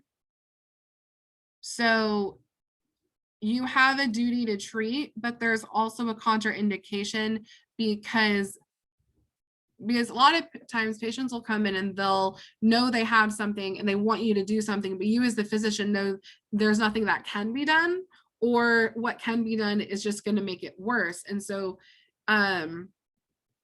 there's this, you have a duty to treat because the patient is asking for treatment. You've entered into this relationship with them, this treatment relationship, but at the same time, what they're asking for is, okay, well, no, this isn't the best thing for you. And so you have a duty to treat, but there's also this idea of you're not asking for what's best for you. So I don't know what you guys feel free to like put in the chat, speak up. I do not claim to be the subject matter expert on this. I'm trying to give you what SGU gave you. So, disclaimer there. I am not the subject matter expert. So I think it also has to go with like withholding and withdrawing treatment. And I think it's more of a guideline for like if you had a patient come in wanting or demanding something, even if it's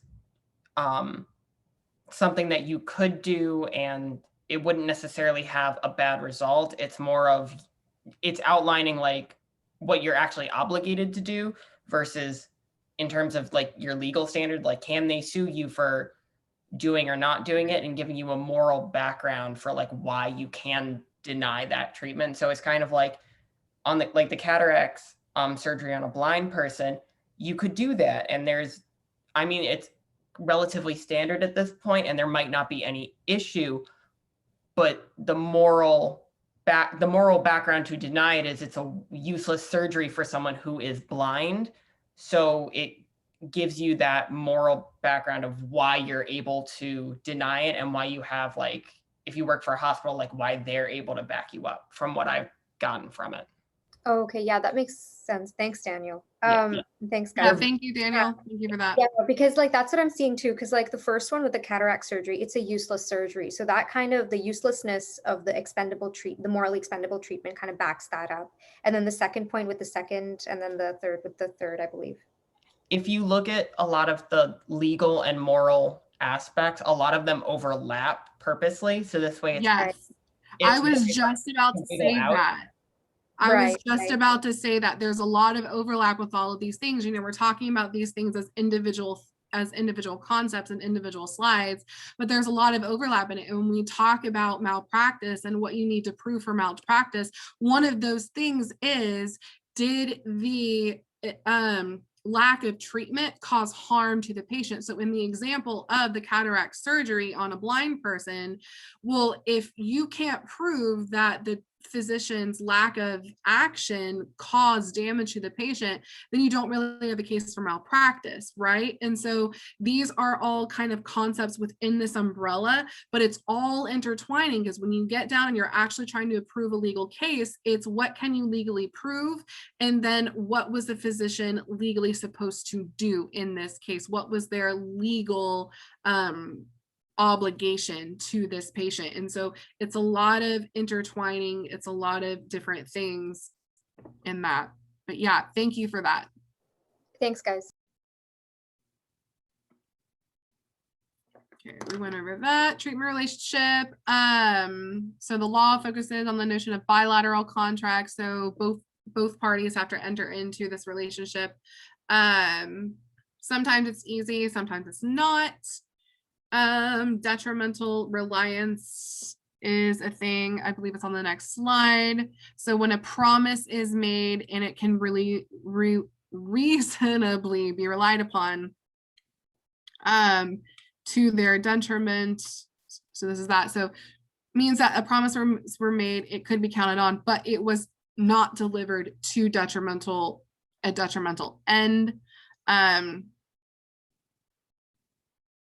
So yeah, it's basically you thought they were going to do something for you, it wasn't done, and you can say that led to a bad outcome. I think an example that they used was an appointment was made and that appointment was canceled without due notice or something like that, but because of that detriment befell on that patient. Was that an example that they used? Yeah. I think this was the one with the Lyons case, the one with LYONS, and where they have like the guide dog or something, and then they didn't make accommodations for that. Yes. They were comfortable with the guide dog, and so they asked the patient to leave, and so that was detrimental reliance, just because right. They'd already the appointment was made, and an agreement was made, but they didn't follow through. Right.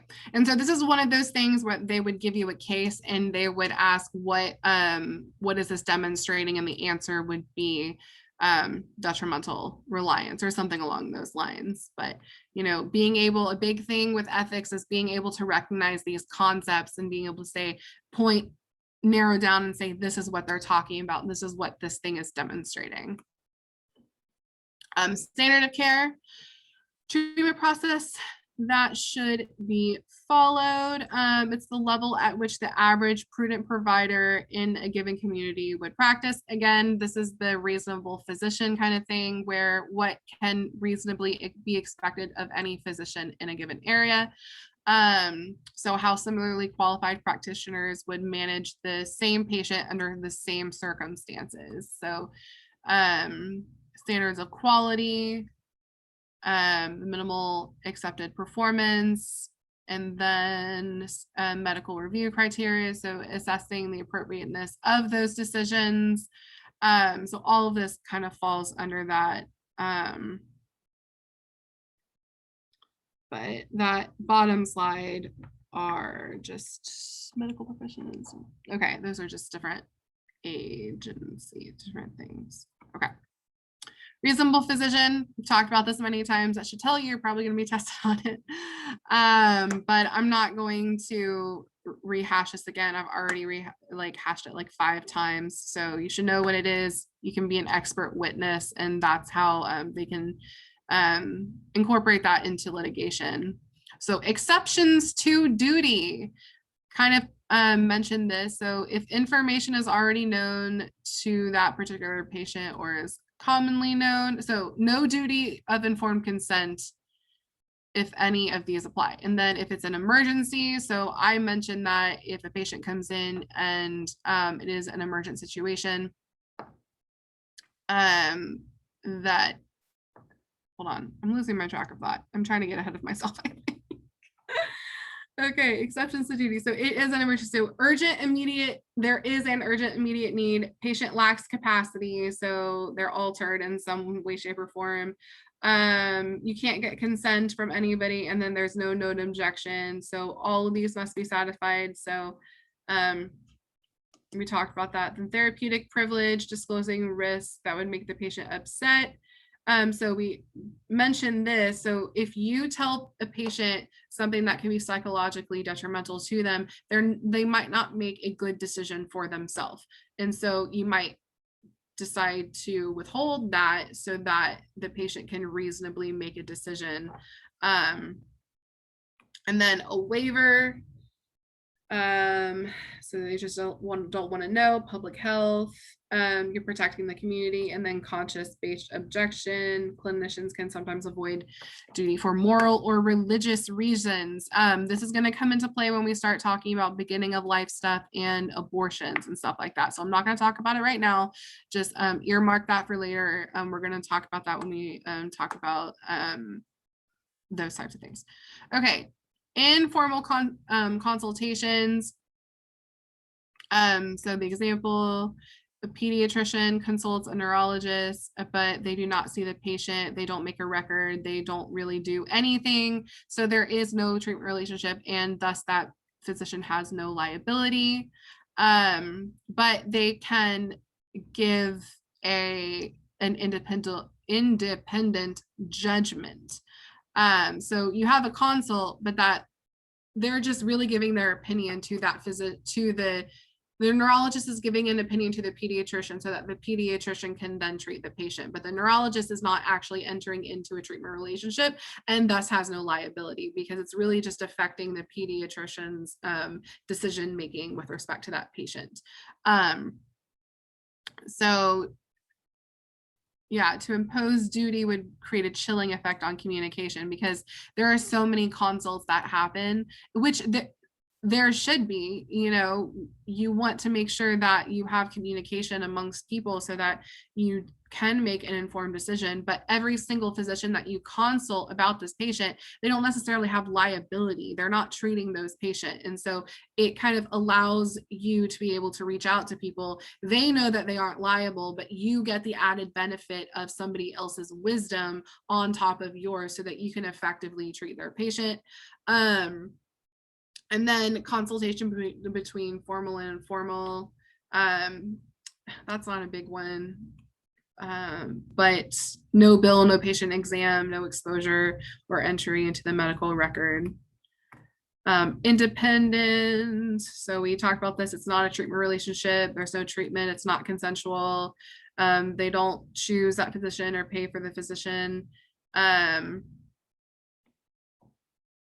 But it crosses the line if the physician makes a recommendation directly to the patient. So once that consult, so we're, still on the pediatrician neurologist example, if this neurologist talks to the patient and gives a recommendation, they've entered into the treatment relationship because they're talking to that patient.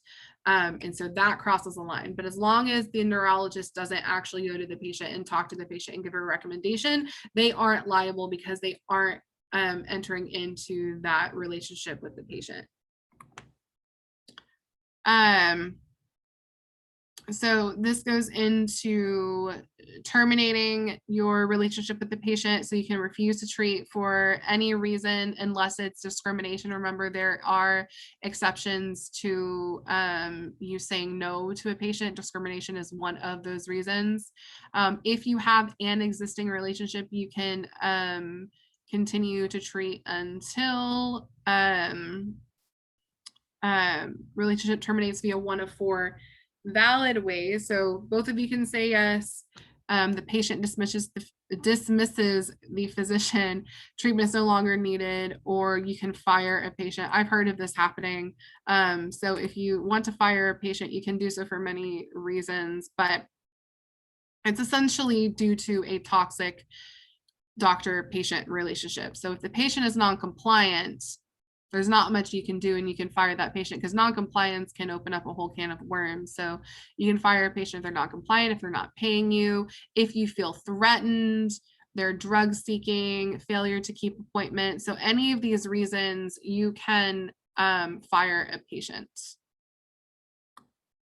Okay, confidentiality and malpractice, confidentiality and malpractice. This kind of goes hand in hand with the one we just talked about. So patient's right to confidentiality arises when a physician-patient relationship is formed. So as soon as you agree to treat this patient, confidentiality comes into play. There are exceptions to this. So gunshot wounds and knife wounds are a big one. You do have to report that to the police. Abuse and neglect, of course. Communicable diseases, so reportable diseases, you do report those. And then neurological impairment, this is kind of, I don't know if this would fall under the harm principle, but neurological impairment that affects driving, you're protecting the community against somebody going out and being reckless. And then imminent danger to others. This is homicidal ideation. So a patient tells you that they've been thinking about hurting someone that they know. You have actually, I believe you have a duty to step in, to warn that patient, not like step in. But you know, you can call the police, you can tell that person. But if somebody leaves your care and you have a very high suspicion that they are going to go harm somebody else, then you have a duty to report that to the appropriate people. Can you withhold the truth? So in cases where disclosure poses a serious psychological, remember this falls under the, oh my God, I forgot the term already. Somebody put in the chat. Therapeutic privilege. Yes, thank you, therapeutic privilege. Therapeutic privilege, that's what that falls under. Or then medically contraindicated, that's a value judgment. And then, yeah, does it need to be said? Does it need to be said now? Does it need to be said by me? But you generally, you can't withhold something. Biggest thing here, just associate it with that principle. And then breach of duty owed as a physician is malpractice. So this is a hot topic. Everybody knows about malpractice. So elements of respect for persons. So they're giving you examples here. So you can't abandon the patient. You have to have informed consent. You're keeping your promises and confidentiality. You're telling the truth, and you have a standard of care. You can form it correctly, but you can still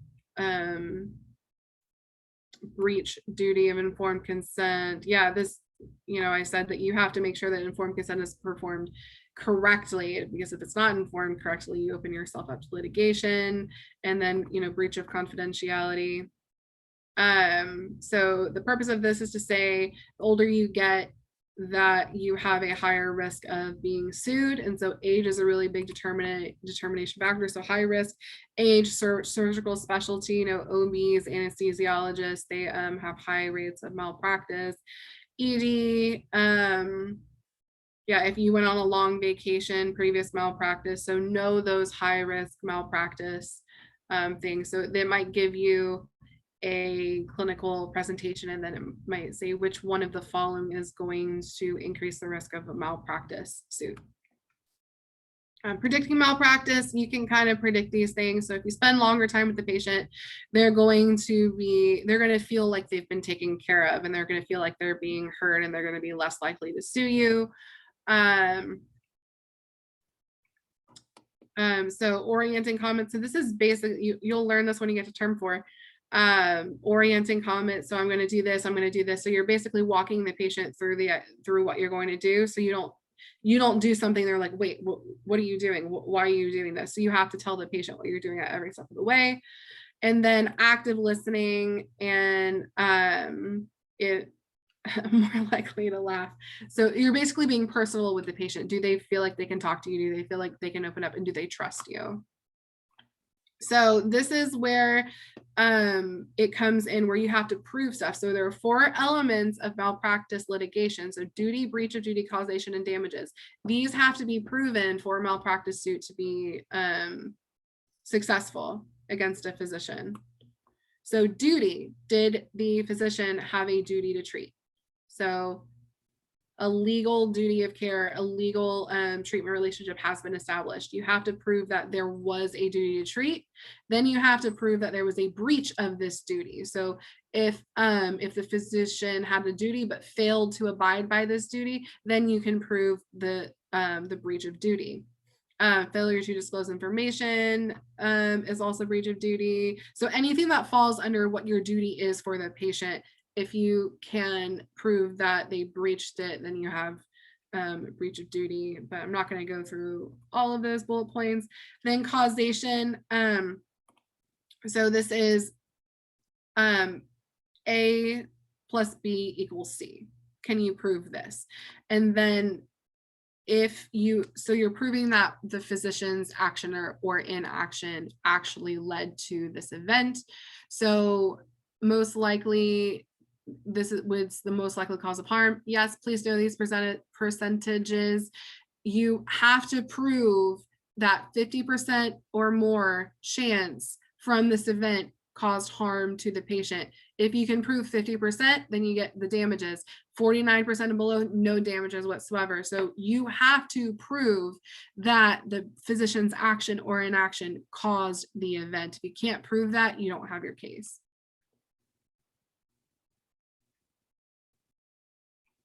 I don't know why I put that one in there, probably for completion's sake. Damages, you also have to show that there was a harm that came to the patient, psychological, physical, financial, or anything. So, but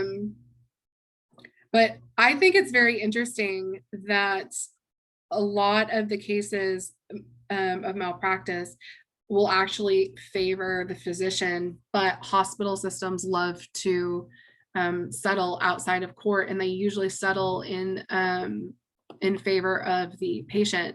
But I think it's very interesting, if you actually went to court, most of the time the physician is going to win, because the patient doesn't have enough evidence to successfully prove malpractice. So I just thought that was really interesting when they told us in lecture. Good Samaritan law.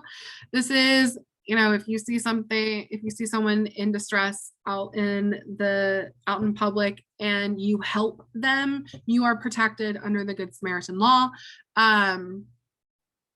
So if somebody's choking, if somebody is having a heart attack and you go and you help them, you're protected under this law. But there are some stipulations to that. So this protects volunteers. Provides immunity from civil damages, but there's no protection for gross negligence. So gross negligence is no awareness or consciousness required, greater lack of care than ordinary. So this is just someone being reckless in how they approach the situation. So you're basically helping without any intention to do well. I don't know, that statement didn't make sense, but it does not cover you if there is gross negligence. So it's complete reckless abandon in the situation. Okay, and then there are requirements for this protection. So outside of a medical setting. So this has to be somewhere not associated in any sense with a medical practice. You didn't have duty to provide care prior to that, and you're not expecting anything from it, and the recipient doesn't object. Public health ethics. Some of these I condensed it down to just what I think you need to know, and so some of these I just have like 2 or 3 slides. The goals of public ethics. The first 2 points is what I honed in on. So sometimes public health policies undermine their own intention, but ethics allows us to take a step back and balance those competing interests. That was what I got from that slide. Physicians' social status imparts social responsibilities. So this was I believe you guys had a small group about, it just left my mind. But it was something in the environment, like being environmentally cautious conscious or something like that. Like, what is your duty as a physician to your community outside of your practice, outside of the hospital, is what that kind of relates to. So social status derived from training, expertise, public admiration. So it's basically the public is looking to you to do something, and they're expecting you in your position to be involved in whatever's going on in the community. So you do have a responsibility to monitor what's going on. So if you are in the health profession right now, if you are a practicing physician, you're basically expected to be monitoring the COVID-19 situation.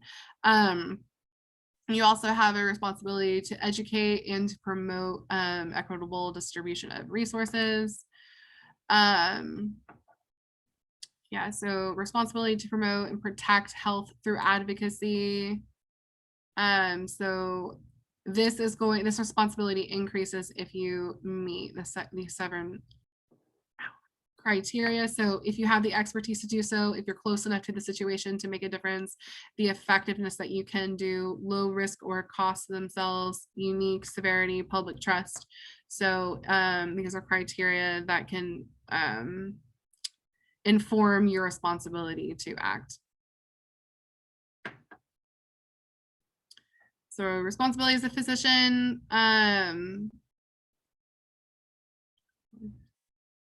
I don't remember what the point of the slide was. Counter misunderstanding about science. So making sure that you're providing accurate information, you're not providing misinformation, and that you are correcting misconceptions of people. So you want to make sure the truth is out there, essentially. You want to make sure people know the truth. Highlight values and assumptions embedded in research. And so you are assumed to be the subject matter expert. You're assumed to understand the research going on. And so you're highlighting the values in this research that you can say, this is what's going on. This is the most current information. Adding insights into decision of what types of research to pursue, and then ensure the research officer's social value is conducted with integrity. And then the researchers, you're identifying effective treatments, optimizing care,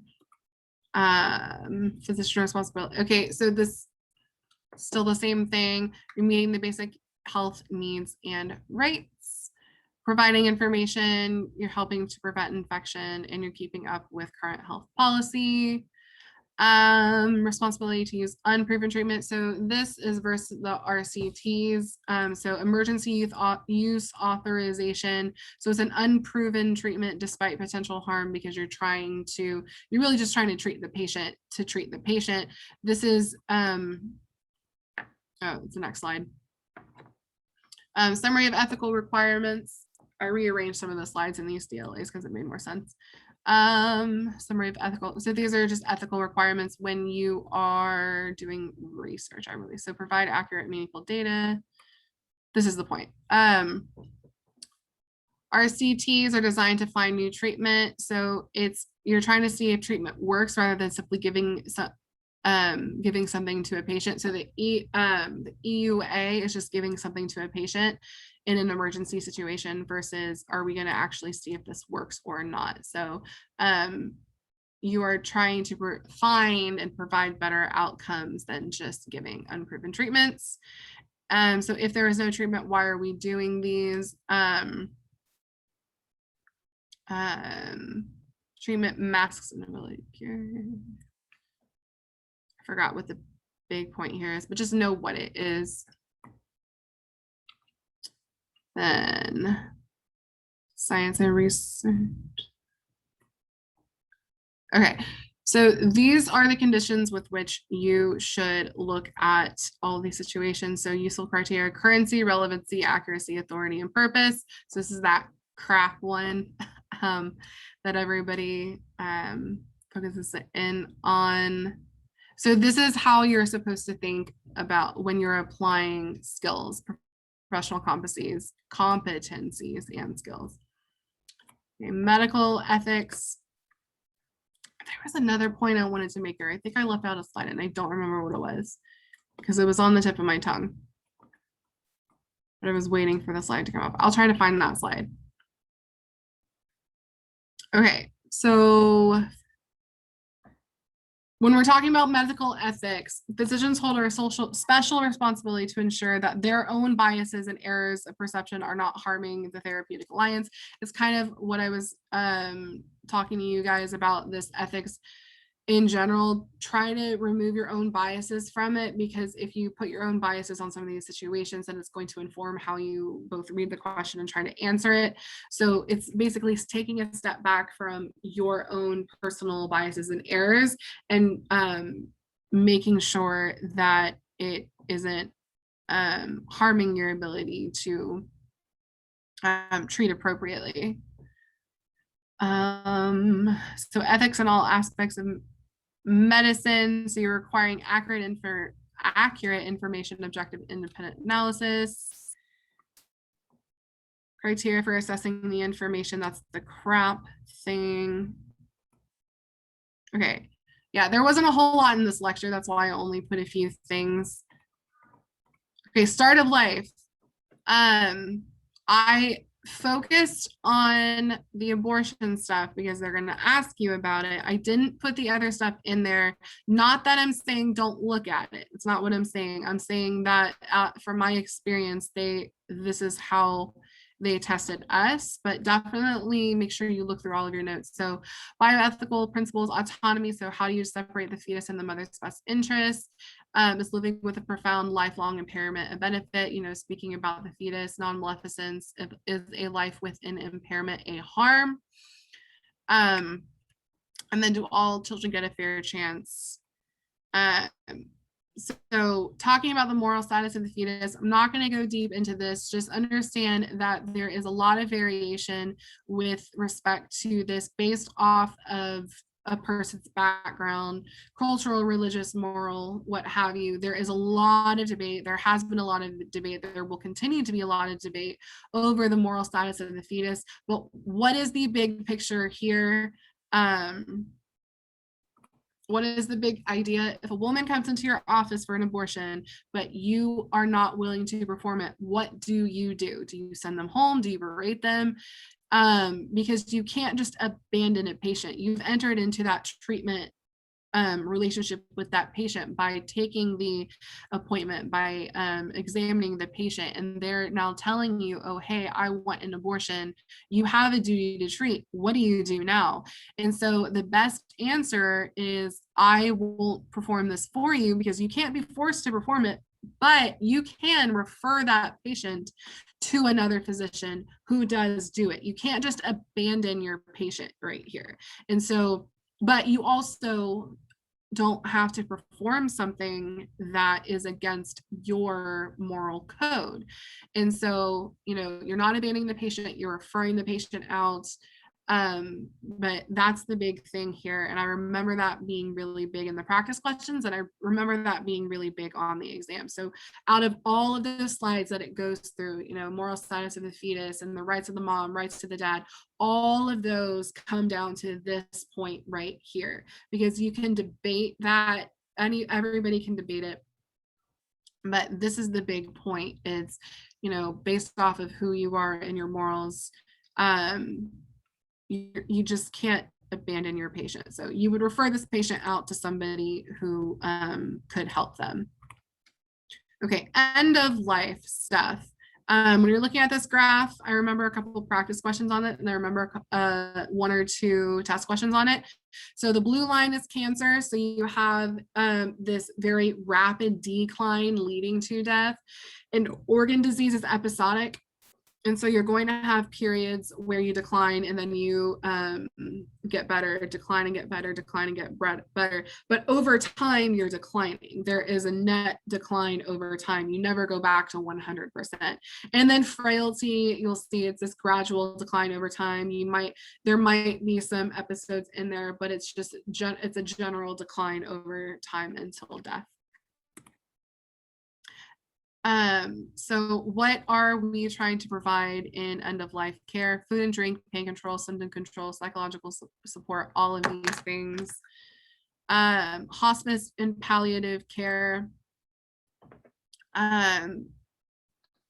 So people don't like to talk about this, but there are those who are passionate about end of life care. I'm not one of those people, but I respect the people who are. Some people just have the heart for it. I had a roommate in college who wanted to do geriatrics. I was like, oh, more power to you. That is so sad. So if you want to do that, I respect the hell out of you. But basically, they are making sure that this patient has the most peaceful and respectful death as possible.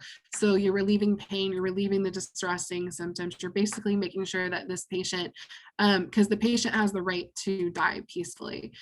So palliative care, so this is interdisciplinary. This is improving quality of life for patients with serious illness. This does not have to be terminal. You can go you can seek out palliative care for many reasons, for any disease that impacts your quality of life.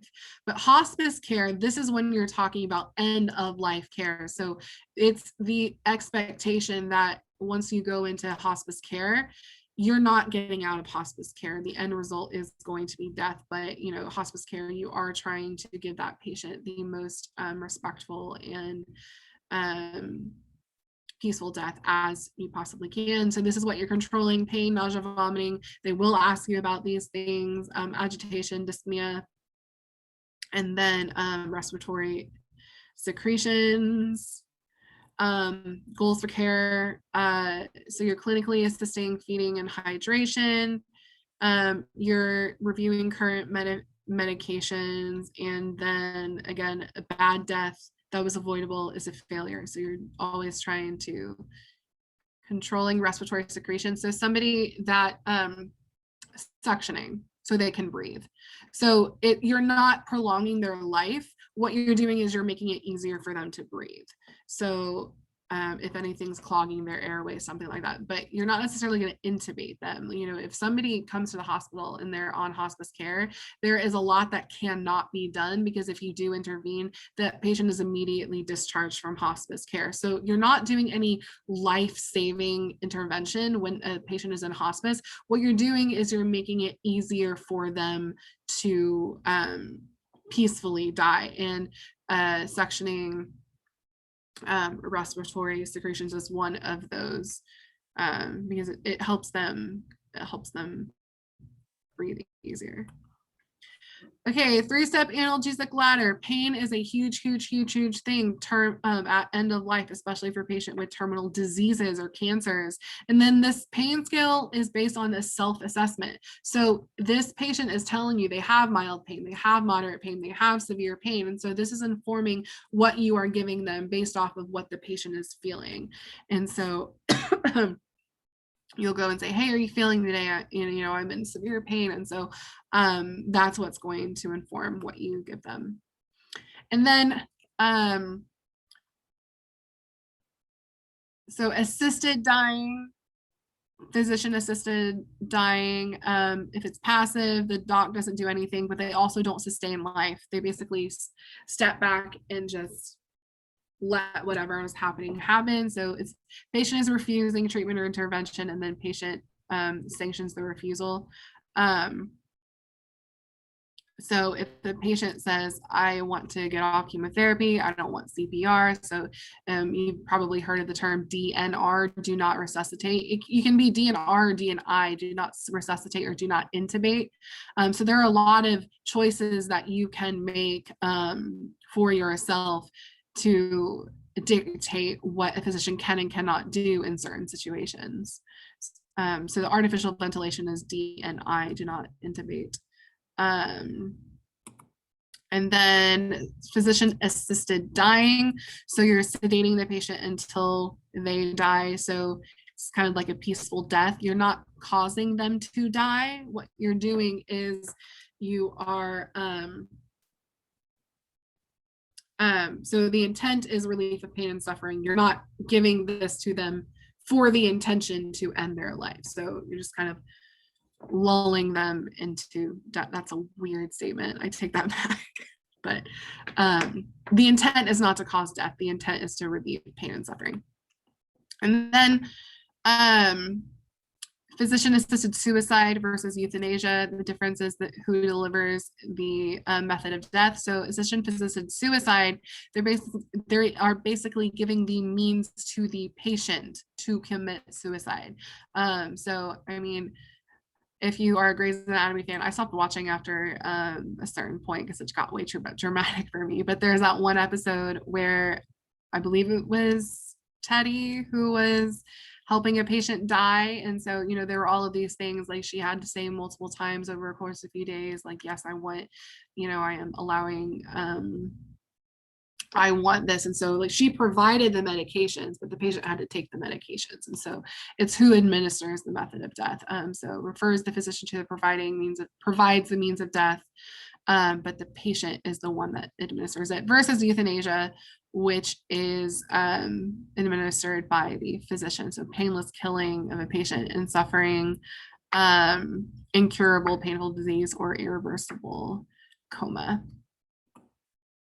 Surrogate decision makers, for whoever asked this is what I was talking about. I believe so.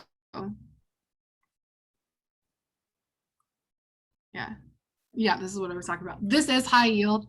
You'll have a couple questions over this, so make sure you do understand the surrogate decision makers and what their rights and responsibilities are that are given to them by the court.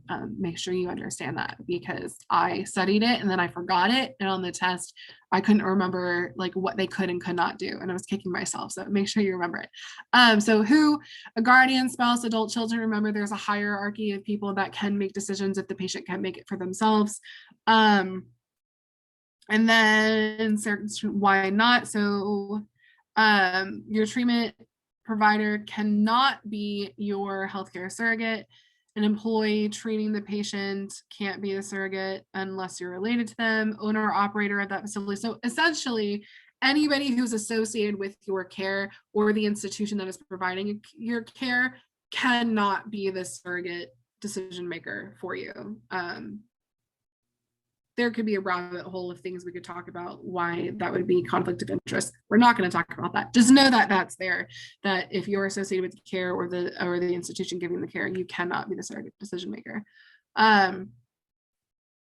So we talked about the 3 standards. Know the 3 standards. Expressed interest. So this is the directive from the patient saying, this is what I want done in this instance.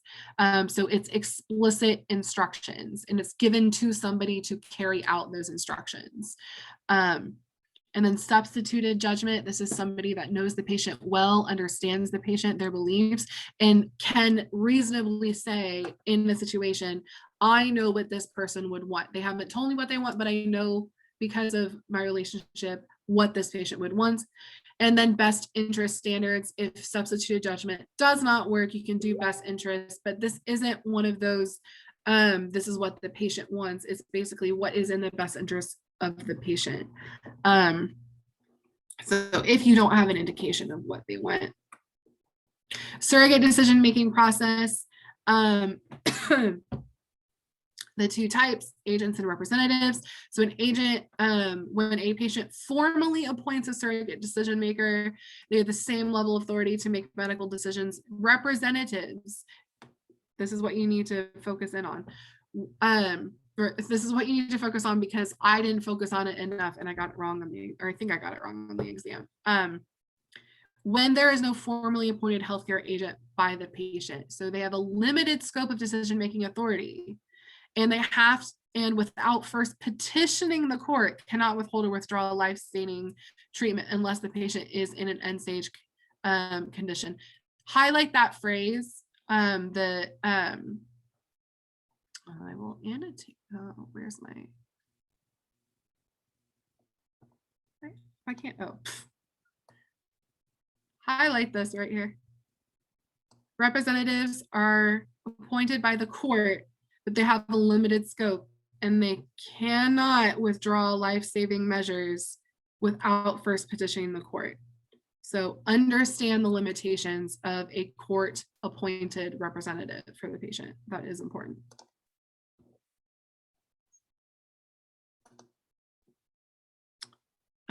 Representative of a never competent patient. Still cannot withhold or withdraw life-sustaining treatment. We already talked about that. If the representative chooses to petition the court, the surrogate has to show evidence, convincing evidence that it is in the patient's best interests. Physician impairment. It is something that causes a physical, mental, or it means a physical, mental, or substance related order that interferes with the physician's ability to do their job competently and safely. That's the big thing there. There is a their job is at stake at this point. I'm putting a lot of this stuff on there for completion's sake. It's more conceptual than anything else. So what is abused? Alcohol and opioids. Who abuses it most? Well, it's easy access. We as physicians are going to have very easy access to a lot of things, a lot of mind-altering agents. And that also means that we are at a very high risk for developing some of these things. So adverse consequences of easy access. You can experience a substance-related problem leading to impairment. These are the signs and symptoms. They might give you something with the signs and symptoms that shows like a coworker or somebody is impaired. So know what it looks like. Behavioral cues know what it looks like. Again, some of this I'm putting in here for completion's sake. Barriers to getting help. There's a lot of back and forth, how do I report somebody, why wouldn't someone want to go get help? So there's a lot of barriers to that help. How can you intervene? But the biggest thing that they like to focus on, there is a lot in this lecture. How to intervene. This is how you can report. A lot of it's due to the institution that you're in. They have processes that you can report. What if impairment occurs? They're removed from practice and put into treatment. They are assessed. But the biggest thing that they like to focus on is that you can successfully re-enter into practice. I'm pretty sure they used this percent on the exam, know this percent. So 81, that's a really good number. 81% are successfully, they successfully complete treatment and return to practice under monitoring. So everything that I put in before this kind of leads up to that 81%. Again, I put some of this in here really just for completion's sake. And some more conceptual than anything else. But do know that there are barriers to people getting help. How you can intervene if you see it happening, and then what happens if it occurs, and then the 81% successfully making it back is a big statistic, and it's a very important statistic that they like. Physician burnout. We talked about this in the midterm. Something we talk about all the time. So symptoms: emotional exhaustion, depersonalization, and reduced personal accomplishment. Remember, this is different than fatigue. This is a complete dissociation and emotional dissociation. So causes and complications. Now, death certificates and mortality. We're going to go through this quickly. I'm going to point out what is really high yield for you. We're going on 4 hours now. Core aspects: screening. You've talked about screening. You kind of beat that horse in the midterm. Counseling, immunization. You've beaten that horse. Primary, secondary, tertiary prevention. Know what these are. So primary, you're preventing the disease. Secondary, it's early detection. And then tertiary, now you're limiting the impact from the disease. So this, I would start this slide, know the difference between the levels of prevention. Now, with related deaths, heart disease and cancer, those are at the top of the list. Please know that they are at the top of the list. Infant mortality, congenital malformations, low birth weight. I think the age-related one is more high yield than the infant-related one, but just know both of these in case they want to throw this one at you. Actual causes of death: tobacco, diet, and activity. These are the ones that are going to cause the heart disease and cancer. So these are lifestyle things that cause this right here. And so these are the actual causes of death. Death certificate, you'll have a few of these on your exam. I realized when I was doing this slide that the next slide in your notes had this. I was like, Lindsay, you're doing more work than you need to, but whatever. So the very bottom line is the initial diagnosis that progressed to the cause of death. So coronary artery disease, hypertension, it's like the first step into this cascade of events that led to death. And so, coronary artery disease can lead to thrombosis, hypertension can lead to chronic heart failure. And those conditions predispose the patient to an MI. So maybe the patient came in and they were having a heart attack, but they died 3 days later. Okay, so what did they actually die of? I know they came in with a heart attack, but what was the actual event that caused their demise? So what did the patient eventually succumb to? I think on the next slide, I didn't put it in here, but on your next slide in your lecture notes, it said like ventricular rupture or something like that, but it's what the patient actually died of, not the predisposing event. The equations, there are a lot of slides over these equations. You know me, I love my whiteboarding. I whiteboarded it out last year. So these are all the equations in the latter half of that lecture. Yes, you will be tested on it. I remember 1 or 2 of these being tested. I don't know that it was necessarily, you had to calculate it and get a number. Maybe you did. But I do know that a couple of these were tested on these exams. So don't gloss over this. That's my point here. Don't gloss over these equations. So mortality is just deaths in the population. Crude deaths, and this is all causes and the population number at mid-year. Then disease specific, of course, it's due to the disease. Again, it's the whole population at mid-year. And then age specifics, it's the number of deaths in an age group. So population mid-year in that age group. So it's, age range of this. Okay, how many of these people died in that age range? The child mortality, it really just gave you the definition. So neonatal versus infant versus under 5. Maternal mortality. I don't know why mid-year. I don't know. I could posit a guess, but I don't know if it would be right. But just understand that it is mid-year. And then case fatality, so number of deaths after a diagnosis. So this is like, it's a diagnosed condition. This patient has this disease. So number of deaths after diagnosis in an area in a given time, and then over the population that has the disease. It measures the severity of the disease because of course, if you have a higher case fatality rate, it means that disease is causing a lot of death. So case fatality rate.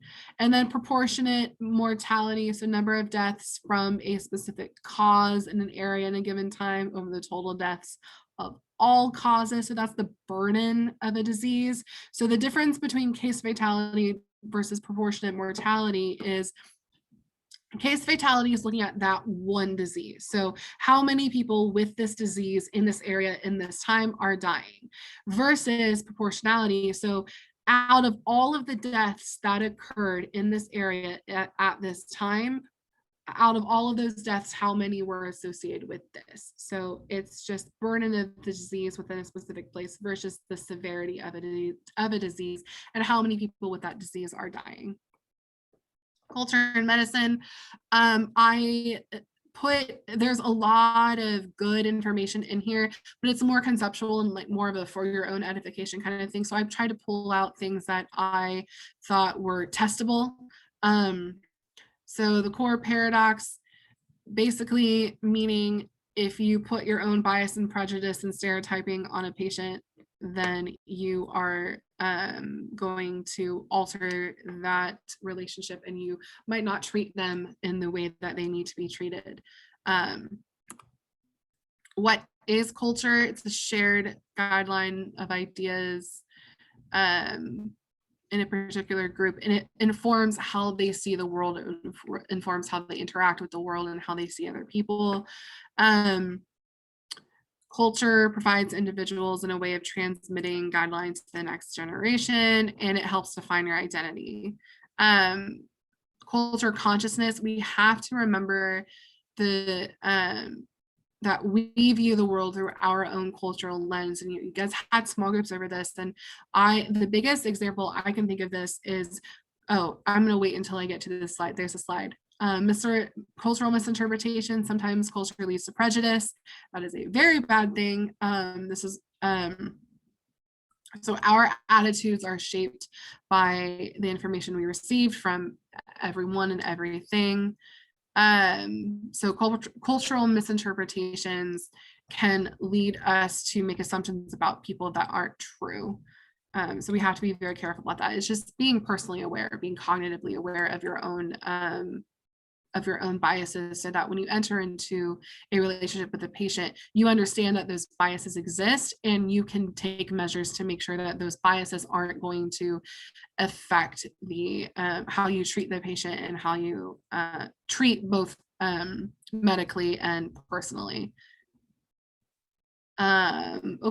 Cultural errors that can lead to conflict, overgeneralization. So individual variation exists within culture. So just because somebody is X doesn't mean they fall under everything within that category of X. Sometimes, there are variations. So, understanding that there are differences among people. And so,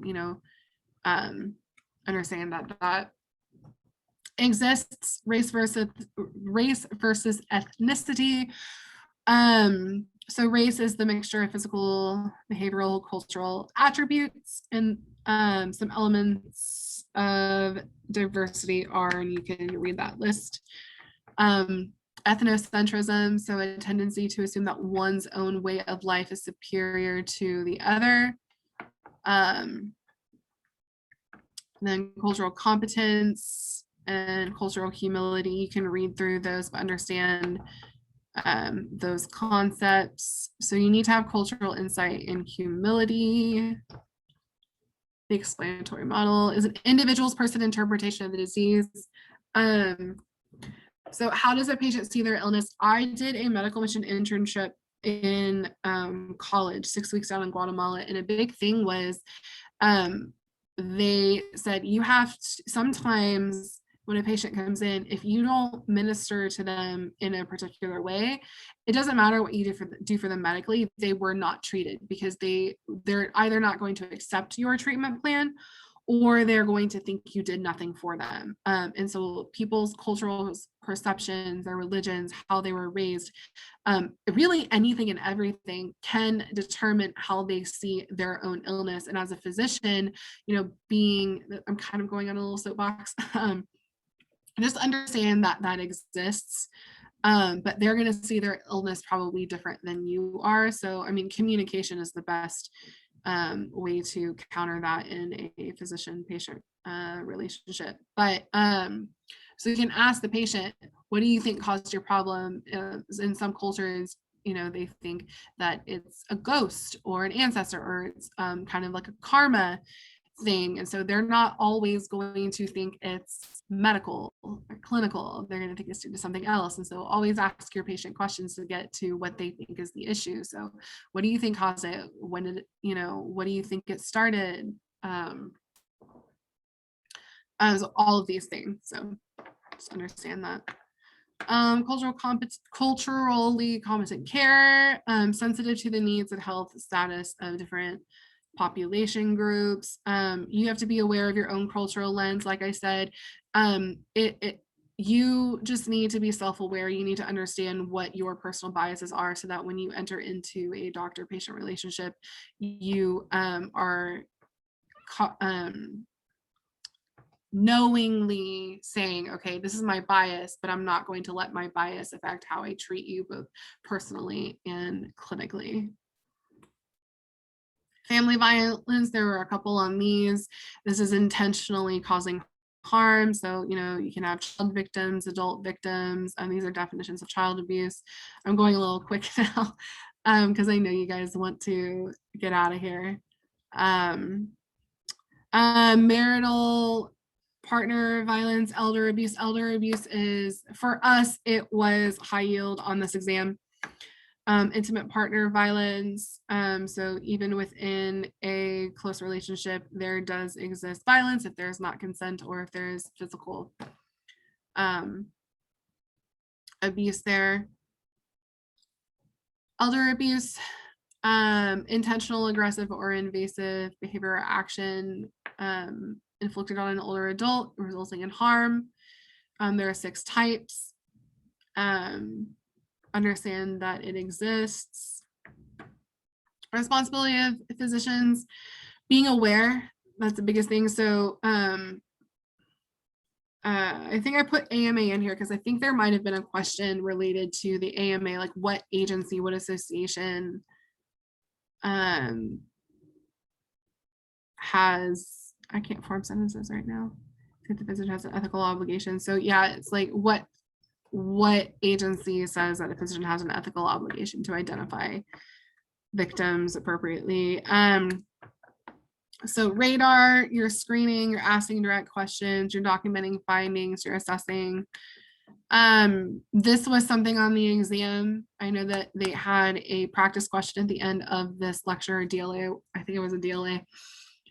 They did ask something about this. So barriers within the healthcare setting of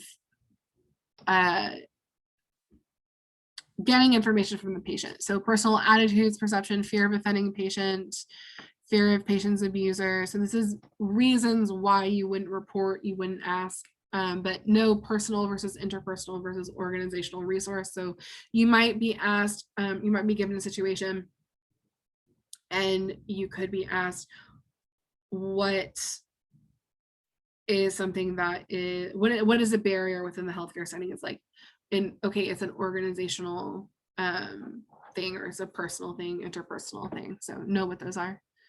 Substance use disorder. This is the definition. Yes, you need to know these. I don't actually think this was written down in the notes, but 2 to 3 is mild, 4 to 5 moderate, 6 or above is severe. Yes, you need to know all 11 of these because you will be given a patient that has some symptoms and you need to classify them as either mild, moderate, or severe. So know these.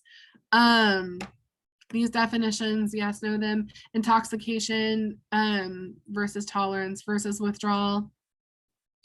Risk factors versus protective factors. So things that are going to either encourage or discourage certain behaviors. So know these. Oh, and that's my last slide. Oh, fantastic.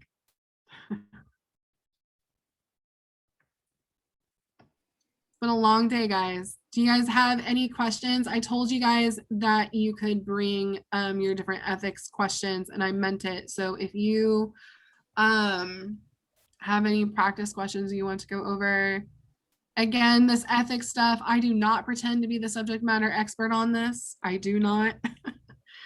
So when in doubt, always refer to whatever has been given to you guys by the professors. Lindsey, I have a question. So yeah, I was doing practice problems and I don't remember what drive it was in, so I can't find it. But the question was, a patient is diagnosed with Huntington's disease and he decides not to tell his children or family, whatever it was. And it was like, do you have an obligation to tell them? And so my thought is that's part of patient confidentiality because it's not a disease that causes it. It's not, it can't spread or do anything like that. But the answer they put said, you have a right to tell, you have to tell the children because they could have the disease. right. And I thought it was weird because I didn't understand why, because I was like, that doesn't seem like it violates harm. Like, and then the explanation had to do with like, they don't necessarily have to get tested, but they have to be told that there's a risk for it. Yeah, they have the right to know their risk and they have the right to choose if they want to be tested. And that's one of those weird situations where you have anticipation and 100% penetrance. So like they're gonna get the disease mid-30s, early 40s, so like I think that's very much a one of those rare circumstances where you would be obligated to tell them. Yeah. Okay. And Uh, Danielle, did the question say that the patient was obligated to tell his children or the physician? I think the patient said he was not going to tell them, and it was asking about the physician's obligation. Oh, okay. Yeah, Because that the patient is, it's kind of like the same thing. It's like you're not under obligation to tell them, like the patient doesn't have to go and tell them. I think there's more to it about it being like a bad marriage or something, but I didn't think that was really relevant. So. I mean, you have no regulation telling the patient what to do regardless. So that if anything, it would be on you to refer that. Now, obviously in real life, you'd probably talk to the patient, explain the dangers to their children. Hopefully they would go through, but if anything, it's an obligation of the physician to reach out to them. Well, because I looked for that in the answers and there wasn't like, you should talk to him and explain why. And because that was my immediate thought. Yeah, that's the problem with these questions. A lot of these, like in real life, you'd like contact social services, you get a group meeting, you'd have psychiatry, you know, like you'd have a whole thing, but like these questions are unfortunately vague. This is partially why she explained not to do some of those Kaplan questions, because there's a lot more involved that we aren't taught. Because there was another one I did that said an adult is brought to the ER after a car accident and their parents happen to be there who are Jehovah's Witnesses, and they say, do not do a blood transfusion. And how old's the patient? 20. They're an adult. So, but the answer was, you have consent to give in an emergency, you have consent, so you do it. The problem is, I know real life circumstances, because my mom has worked in the ER where you had to respect the parent, even though they're an adult, in almost an identical circumstance. So it's like very strange. And that's the thing though, where when it comes to ethics, when you're tested on it, you have to answer the way they want you to answer, knowing that in a real life situation, it's probably very different.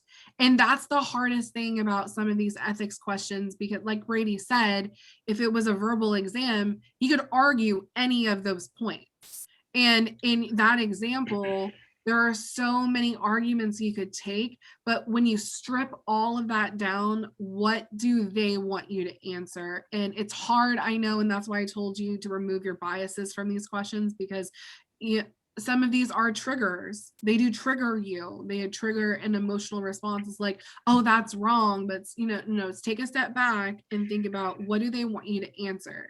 What is just kind of the base thing here? Okay. So like in regards, oh, sorry, go ahead. Yeah, I was gonna say, like, in terms, if it says it's an emergency, regardless of other aspects, if it's an emergency situation or trauma, you do procedure, life-saving, whatever, because that is ethically, you have consent. Yeah, like especially in case, I would use trauma as your key word there. Like the patient's coming in with trauma. With the Jehovah's Witness situation, life or death in the ER, trauma situation. Now the difference is you can have a 5-year-old child that needs a heart transplant, which would need even having blood. The hospital requires that the parents have to sign off to have blood in stock just in case they need it. Now, is it life and death? Well, let's say the child will die in 2 years. I mean, technically, you could think of it like that, but it's not a trauma situation. So the parents can deny that. But if it's like that situation, life or death, immediate, you absolutely go through with it. The one thing with the kid, though, isn't it also like parents cannot deny life-saving treatment for a child, though? That's why I would lean towards trauma, because I've seen situations where it's like you need, the child will likely die in a few years if they don't get some sort of treatment, but the treatment requires that, then the patient can turn it down. So it's gray, these areas. The only reason I say, because when I think back, and like I said, ethics wasn't great for me. If I would have done anything differently, I would have looked at the Kaplan questions, if nothing more than to just get the semantics down of like how they're approaching it. Because like Lindsey said, I mean, it really comes down to what they want to hear, not necessarily you know, because I worked in the ER too, like, so, you know, real life situations are very different, and there's a lot of times you can convince people to do stuff that's good for their kids and whatever. But yeah, so I don't think there's anything wrong with doing the Kaplan questions, even if it's a little bit out of scope. At least you're getting used to some of these awkward situations you might get thrown at during the exam. And I asked Dr. McPherson about the question about Huntington, and she said you cannot break patient confidentiality. Okay, so she said, do not, whatever choice where you do not have to break confidentiality, even though it puts his kids at risk, it's still, you cannot break that. okay. So are you necessarily, well, I mean, I guess secondarily, you're saying that dad has it by warning the children about it. I'm not sure. I have been told before that some of the things SGU teaches are not exactly the same as what the boards teaches too. So I'll learn it for this exam. Yeah, learn what SGU wants, because then learn it for tricky. when you take steps. Okay. Unfortunately. Yeah, Ms.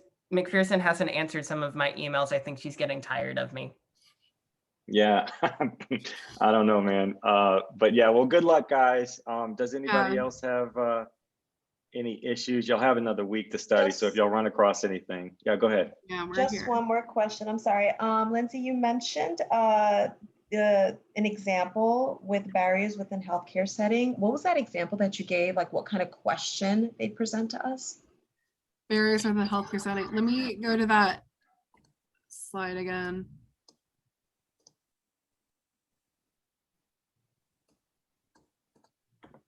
What you had the PDF in front of you. What slide was it? Oh, that was the one where it's like personal, interpersonal, organizational, and resource. And you had mentioned like this is a question. 149. Okay. Oh, thanks. Yeah. Thank you. So this is asking an adult about elder abuse. I'm sorry, I didn't relate that to the slides before it. These are barriers within the healthcare setting of asking about abuse, reporting abuse, this kind of thing. So personal, it's like fear of offending the patient, because if you suspect abuse, you might not want to ask about the abuse, like, hey, is this abuse? Because your fear of offending the patient, your fear of the patient's abuser, lack of understanding of abuse. So reasons why you wouldn't report or wouldn't ask about suspected abuse. Okay. Okay. Thank you so much. Yeah. All right. Well, good luck, guys. You can message us if y'all have any issues in the next week. We start on Tuesday. But for you guys that are coming down here, I did post something on Scrub, some travel advice ahead. So take a look at that. And when y'all get down here, let us know. We'll all meet up. So again, good luck, and we'll talk soon.